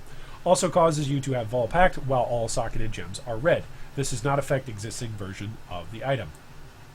Star of Rayclass no longer grants Illusionary Warp and instead grants level 10 Frostblink. Now also grants 50% increased duration for Frostblink. Existing versions of this item are unaffected and cannot obtain these changes. Ashcaller no longer grants added fire damage to attacks, instead grants plus 15% to 25% to fire damage over time multiplier. This only affects new versions of the item. Now grants 20 to 30% increased burning damage, down from 40 to 50%. Existing items will update to these new values if you use a Divine Orb. Blasphemer's Grasp. No longer grants ailment damage per elder item equipped, and instead grants ailment damage over time multiplier per elder item equipped. This affects all versions of the item. Okay, yeah, wording change. Cane of the Unraveling, non-ailment chaos damage over time multiplier, wording change. Searing Touch no longer grants 70% increased burning damage, now grants 40 to 60% fire damage over time. Yep, that's just consistent with all their wording change. Femur of the Saints. Okay, this one is relevant for us summoner players. No longer causes your minions to regenerate life, nor does it grant increased minion attack and cast speed per skeleton you own. Increased minion duration per zombie, or increased minion damage per raised specter. It now causes minions to deal 60 to 80% increased damage, and grants 1% chance to block attack damage per summoned skeleton. 2% increased attack and cast speed per summoned Raging Spirit, 0.6% life regenerated per second per raised zombie, and 30% increased mana regeneration per raised specter.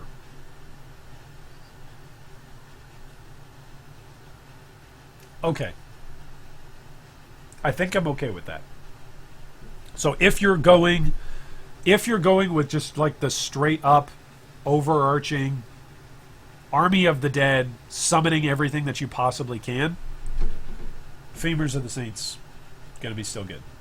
Vis Mortis no longer grants +1 to the maximum number of raised specters or grants your minions Unholy Might when they kill an enemy. Now causes minions to gain 15 to 20% of elemental damage as extra chaos damage. Oh. So if you can scale elemental damage, wow, Vis Mortis just became massive. Yeah. That's way better than just +1 to raise specters, and it makes it much more versatile. It's not just a specter chess piece now. Wow. That's going to be good.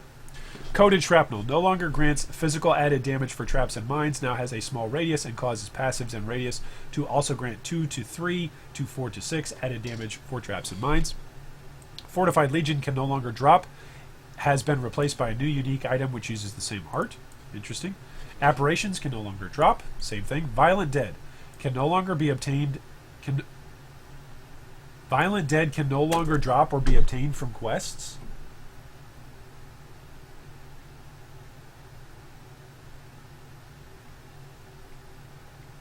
Well,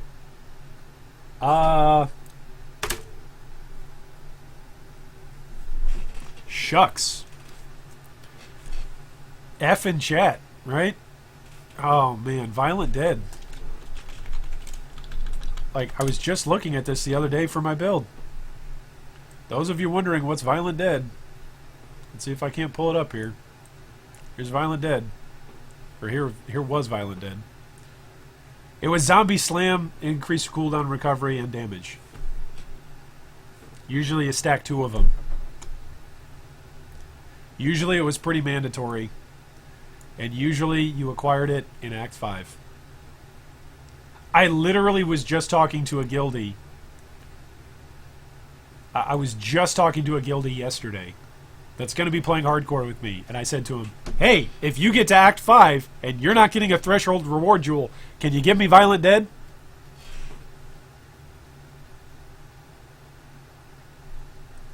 It says can no longer drop or be obtained from quests. So does this mean we can turn in, like, recipes or div cards for it? Like, will the unique jewel div card, will that return us a Violent Dead? That's a significant nerf to the leveling process of using zombies. Because Act 5 zombies are pretty sick once you start equipping them with Violent Dead. I'm still going to make this summoner strength stacking zombie work, but that is a pretty big component. Especially since it was given like as a quest reward, where when you're doing league starters, and again, we're going to talk about this in another video upcoming. But when you're doing league starters, if you've got required uniques and you get those required uniques like in a spot like as a threshold jewel that's given as a quest reward, it makes it a lot easier to build. It just does. So that's a pretty big deal. That being said, I still think we can make it work because of the way how zombies are getting buffed and the way how minions are getting buffed. I think probably what they did there was they said, we need to make Violent Dead more of a chase item rather than just giving it away. I think that's what they did. They probably said, look, zombies are already really, really strong, and so if we give them Violent Dead, it's just going to make the game too trivial for zombies. That's how I'm choosing to read that positively. Right? Did you see how I just turned that into a positive? Zombies are so good, they don't need Violent Dead. We don't need no stinking Violent Dead because our zombies are that good. Okay? Okay, Mr. Wilson. Mr. Wilson at Grinding Gear Games. I'm trying not to cry here. Oh, rip Violent Dead. We'll see if we can't still make it work. Alright, Sit of Breath.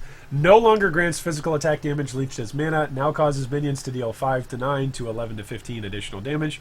Healthy Mind, now limited to 1. Bones of Allure, no longer increases the maximum number of zombies or specters you have. Instead, now it grants +1 to the level of raised zombies and raised specters. This affects all versions of the item. That's good. Jaws of Agony, now grant the level 25 Bear Trap skill. This affects all version of the item. However, the values on existing versions will say otherwise until a Divine Orb is used. Queen's Decree now causes minions to have 30 to 40% increased maximum life, which is up from 10 to 15. Wow, that's massive! And deal 30 to 40% increased damage, up from 10 to 15. Existing versions of this item can be updated. That's huge! The Queen's Hunger no longer causes offering skills to have 25% reduced effect on you. This affects all versions of the item. Okay, makes it better. Midnight Bargain now causes minions to have 20 to 30% increased movement speed, up from 10 to 20%, and deal 50 to 70% increased damage, up from 10 to 30%. Existing versions of this item can be updated with a Divine Orb. See, I think there's so many buffs to minion stuff that Violent Dead not being there, I don't think it's going to be that big of a deal.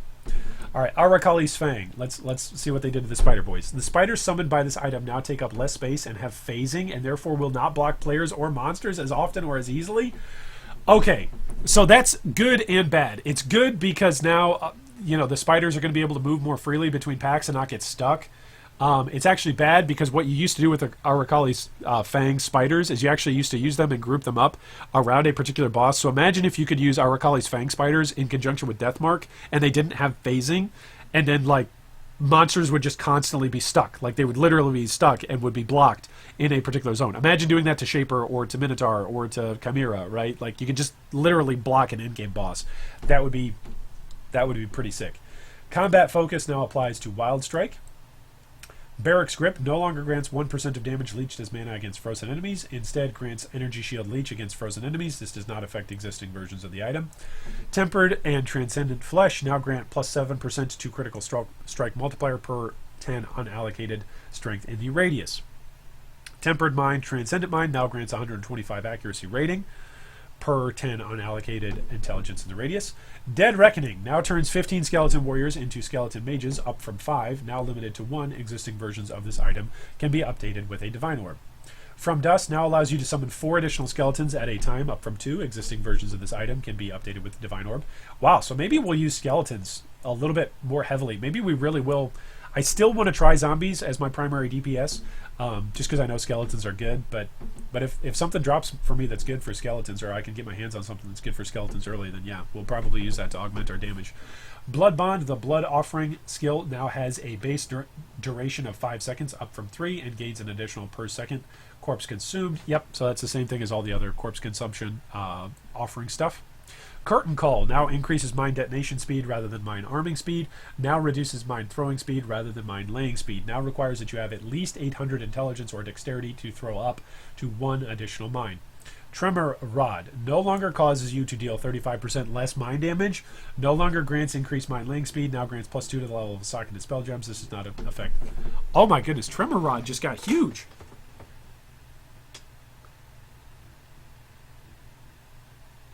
Yeah, Tremor Rod. Wow.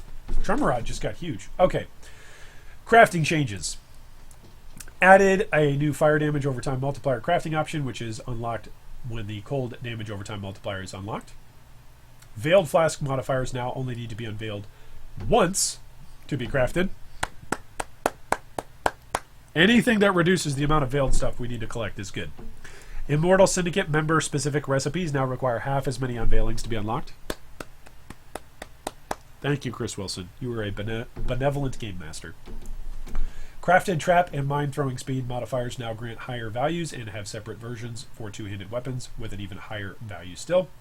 The Mana Cost Reduction Crafted modifier, aka L-Rounds, has been split into 2 separate modifiers, one for channeling skill mana cost and one for non-channeling skill mana cost. Each has 3 ranks. Okay, that makes sense. You can no longer craft a mana cost reducing modifier onto an incursion mana cost reduction ring. Okay, so you can't just continually stack your mana reduction. The Hybrid Life and Mana Crafted modifiers have been split into Flat Life and Mana Regeneration. Re-added the Flat Energy Shield Crafted modifiers for rings and amulets that mysteriously vanished. Okay. World changes. Labyrinth traps now deal 90% less bleeding damage to minions. Hey, so my zombies, when they're standing on top of those stupid traps, they're not just going to die because of bleeding and randomly wandering around, because that's what they do. That's great. Monster changes. Monster accuracy rating has been reduced game-wide. Players who invest in evasion will, as a result, be evading monsters at approximately pre-3.7 rates. Normal monsters that spawn as a part of a rare monsters pack are now classified as minions of that monster and gain one of the rare monster's non-nemesis, non-aura effects. They now have a special visual effect to distinguish them. Will deal more damage, have more life, and grant more experience when slain. Okay, that actually is probably going to be a big change to the story mode and to experience gained, right? Because typically, when you are running through the 10-act story campaign, you just want to kill specific monsters that will give you the best return, the best bang for your buck, right, in your leveling process. So you don't kill a bunch of white monsters unless you need to refill your flasks in order to keep going, or unless you're severely behind in terms of levels to the zone that you are in. So this particular change, I think, is going to have at least some impact, if not a significant impact, but some impact on the race to 100. And even the race, especially for hardcore, through the encounters to get to maps on day 1. Piety's fire form now has greater attack range, made small improvements to Piety's AI during the Luna's Temple encounter. Okay, hey, those of us G3 guildies that are going to be playing hardcore, be aware Piety is probably going to one-shot people now. Whenever they adjust a boss and you go into hardcore, like the first time that you're doing your run-through, stuff is generally scarier than what it was if you're used to it. So if you've been playing hardcore for a while and Piety has always just been a joke to you, she might not be a joke now. I'm just saying, just be aware. Don't accidentally get killed because you weren't paying attention to patch notes that said Piety got changed. Monsters which now use Molten Strike now create the projectiles whether they hit the target with the main skill or not. Okay, so that's in Act 1. I want to say the goat that jumps down on you as you free Navali, he's somebody that uses Molten Strike, so just be aware of that. Incursion changes. Rebalance the life regeneration temple-wide modifier with respect to the monsters of magic and rarity. As mentioned above, you can now encounter Legion-themed rooms in the Temple of Atsuatl. Reduce the life of Vol Advocates and enhanced Vol Fallens by 25%. Okay, those guys are interesting. You can now find items that affect mines from the trap room in the Temple of Atsuatl. Okay, cool. All right, betrayal changes. The state of your betrayal board is now shared across all characters on the same account in the same league. Cool. So this doesn't mean that you can't target farm specific stuff for your betrayal board and then, target other stuff. It just means you got to have multiple accounts. Like, I hate to say it, you should have multiple accounts. GGG has said, this is an announcement for anybody paying attention that hasn't heard me say this before. You are allowed to have one Steam-linked PoE account and one standalone linked PoE account. You're allowed to have 2 accounts, both operating on the same machine. You're allowed to multi-box in that way. One Steam account, one standalone account. You're allowed to do that. It's been confirmed by GGG. They've never gone back on that. You're allowed to do that. So be aware of that. If you want to farm betrayal boards in specific manners, you can do that on your separate accounts. It's one of the things that I do when I set up 2 different atlases. I use my standalone account to set up one atlas one way, and I use my Steam account to set up an atlas another way. Upon completing the Mastermind encounter, you'll now have access to a reward room for every single Immortal Syndicate member currently with a job on the board, including prisoners. That's essentially up to 14 rooms worth of rewards, plus the Mastermind themselves. That is a massive buff to farming the Mastermind and massive incentive for actually farming the Mastermind rather than simply linking the Mastermind to something else and delaying your Mastermind. Added a stash to the Mastermind safe house reward area because, well, you're going to need it. Yeah. 14 extra rooms means there's a lot of stuff that's going to drop. Mastermind intelligence no longer decays. That's really nice. Meaning that if we want to stack up a bunch of those missions, we can. Upon defeating the Mastermind, the Betrayal board state is reset to a similar number of members and relationships as the starting state. However, Safe House intelligence is no longer reset upon defeating the Mastermind. Okay, cool. So that means that if you've got something at like 90% and you wanted to run it, you can still essentially do that. You don't have to like do that first and then do the Mastermind. You can do either one, and it's not going to affect the other. Safe houses now have 100% increase experience from monsters, and the Mastermind safe house now has 200% increase experience from monsters. Okay, so Mastermind Rotas win? Like, Mastermind Rotas are going to be a thing? It's free experience, doesn't cost anything except, all your time building it up, but other than that, it doesn't cost anything. You now always have the option to release Syndicate members. Nice. Each encounter is now tracked on the quest tracker on the right side of the screen. You'll now encounter far fewer empty encounters based on your Betrayal board state. Alright, Azurite Mine and Sulfite changes. Your Voltaxic Sulfite is now shared across all characters on the same account and in the same league. There is still a hard limit of up to 65,000 Sulfite. Characters that are merged to standard at the end of the league will bring their Sulfite with them up to whatever your highest maximum Sulfite state is. Cool. The tunnel Nico digs for you based on your character level is now also shared league-wide across all your characters, meaning your highest level character will determine the depth of Nico's tunnel for all characters.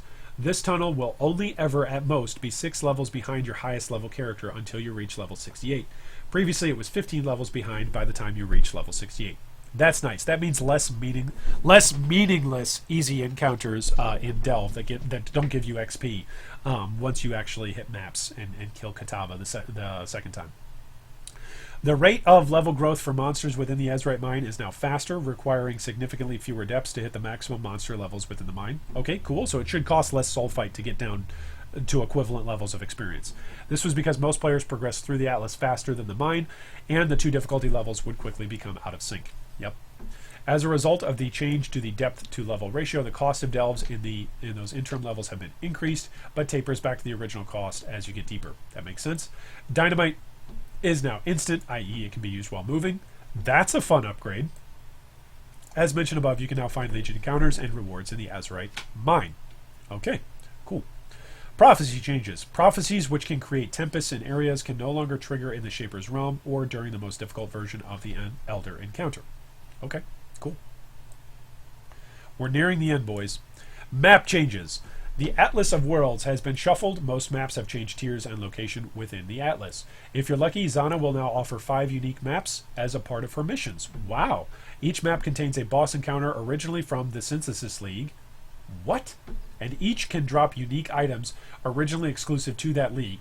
Note, you cannot obtain fractured items, nor will you have access to the synthesizer. Okay, that's fine, but that's where we're going to get synthesis uniques from. That's cool.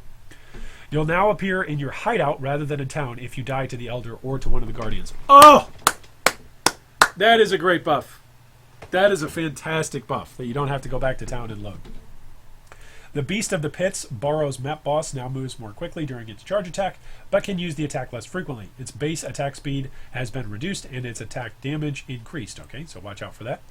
Piety boss encounters in which she transforms into her fire form have now also benefited from her increased attack range and AI tweaks. Okay, Piety, when she transforms into her fire form, already charges you down and just kills you instantly. At least in hardcore she does. Like, she is freaking scary. At least when she's in her bow form, you can get behind a projectile, you can use something to, like, get in the way, right? In her fire form, she just chases you down.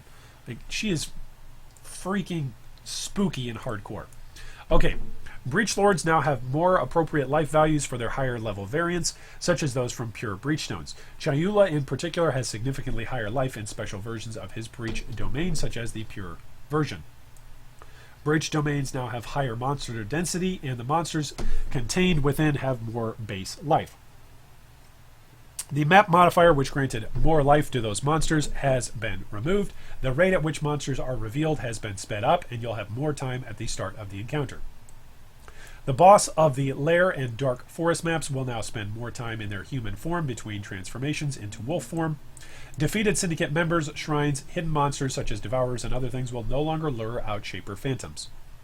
Interesting. Zana League. Okay, so Fortune favors the brave, which is going to give you 1 of something randomly, costs 3 chaos. Alternate of the same tier, up to tier 10, costs 1 chaos. Shaped tier 1 through 5 costs 2 chaos. Shaped tier 1 through 10 costs 6 chaos. Elder tier 1 through 15 costs 15 chaos. Warbands are back in. Areas inhabited by 3 additional warbands. So expect the challenges. Yeah, challenges will get completed that way, as always.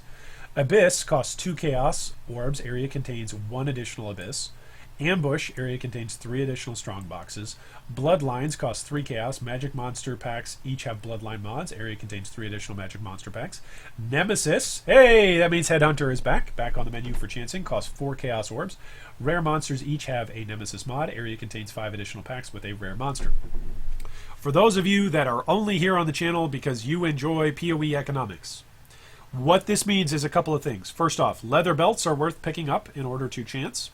It also means that chance orbs are going to go up in their value. It also means scouring orbs are going to go up in their value because they are both going to be sunk a lot into making headhunter belts. So just realize that the Nemesis monster mod available on maps means that people can chance headhunters, which means leather belts as a base, as a white base, scouring orbs, and chance orbs. All 3 of those things will go up and be economically viable. Anyway, there you go. Breach. Breach costs 4 Chaos Orbs, and it only contains 2 additional breaches. That's a bummer. Harbinger costs 4 orbs and contains 2 extra Harbingers. Okay, that's cool. UI improvements. The invite to party kick from party button in the player context menu has been moved to the top and separated from the other buttons. Hey, that's great. Maybe now I won't accidentally invite and kick people from guild all the time. That's fantastic. Added slots for Harbinger orbs, Ancient orbs, and orbs of binding and Engineer orbs to the currency stash tab. These slots will be invisible until you add one of those currencies. Hey, that's a huge buff. Increase the stack size of Perandus coins in the currency stash tab to 50,000. That's good news. Increase slots for Legion, Splinters, Emblems, and Scarabs in the Fragment stash tab. Nice.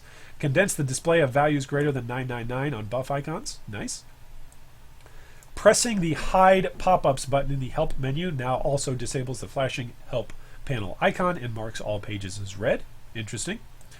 Multiple different timers can now be displayed at once, meaning you will be able to track how much time remains to complete your incursion in a timed Zona map. Okay, that's cool.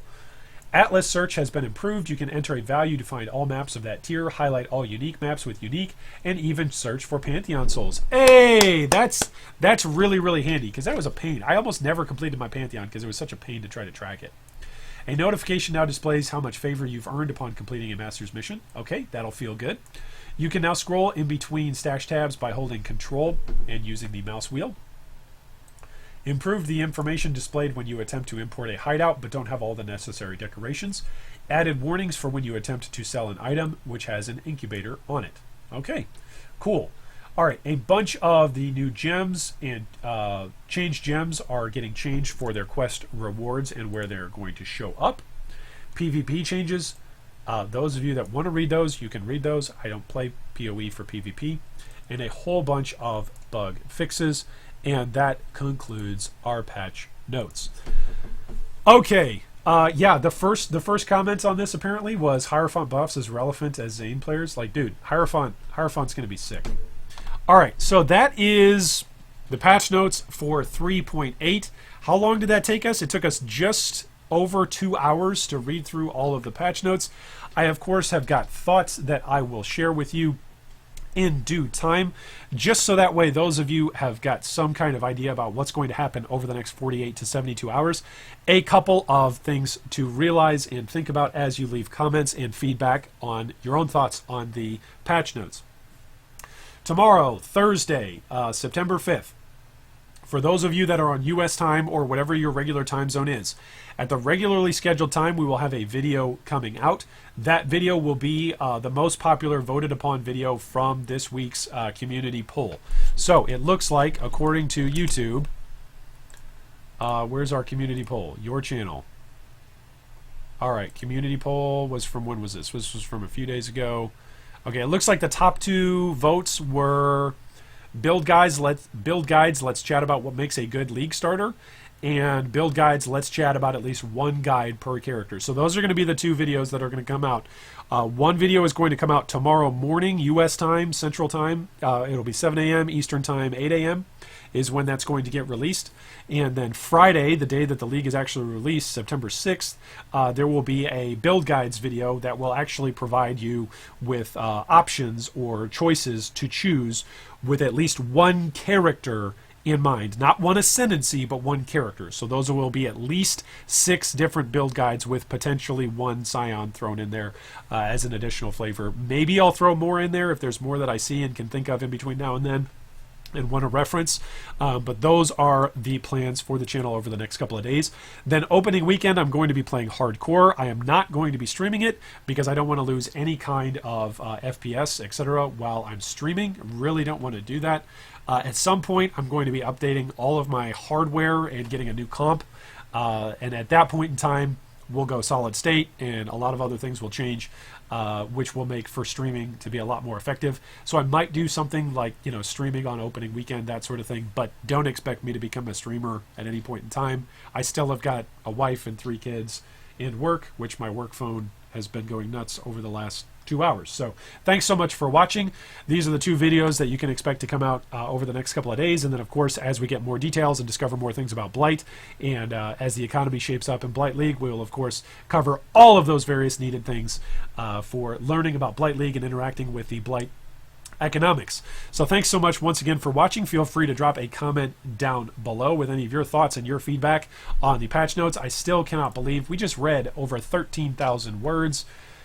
Man, patch notes are getting really, really long. Anyway, so long, everybody. I got to get to work. Thanks so much for watching, and I hope that this league, 3.8 Blight League, is the league a Mirror of Calandra drops for you.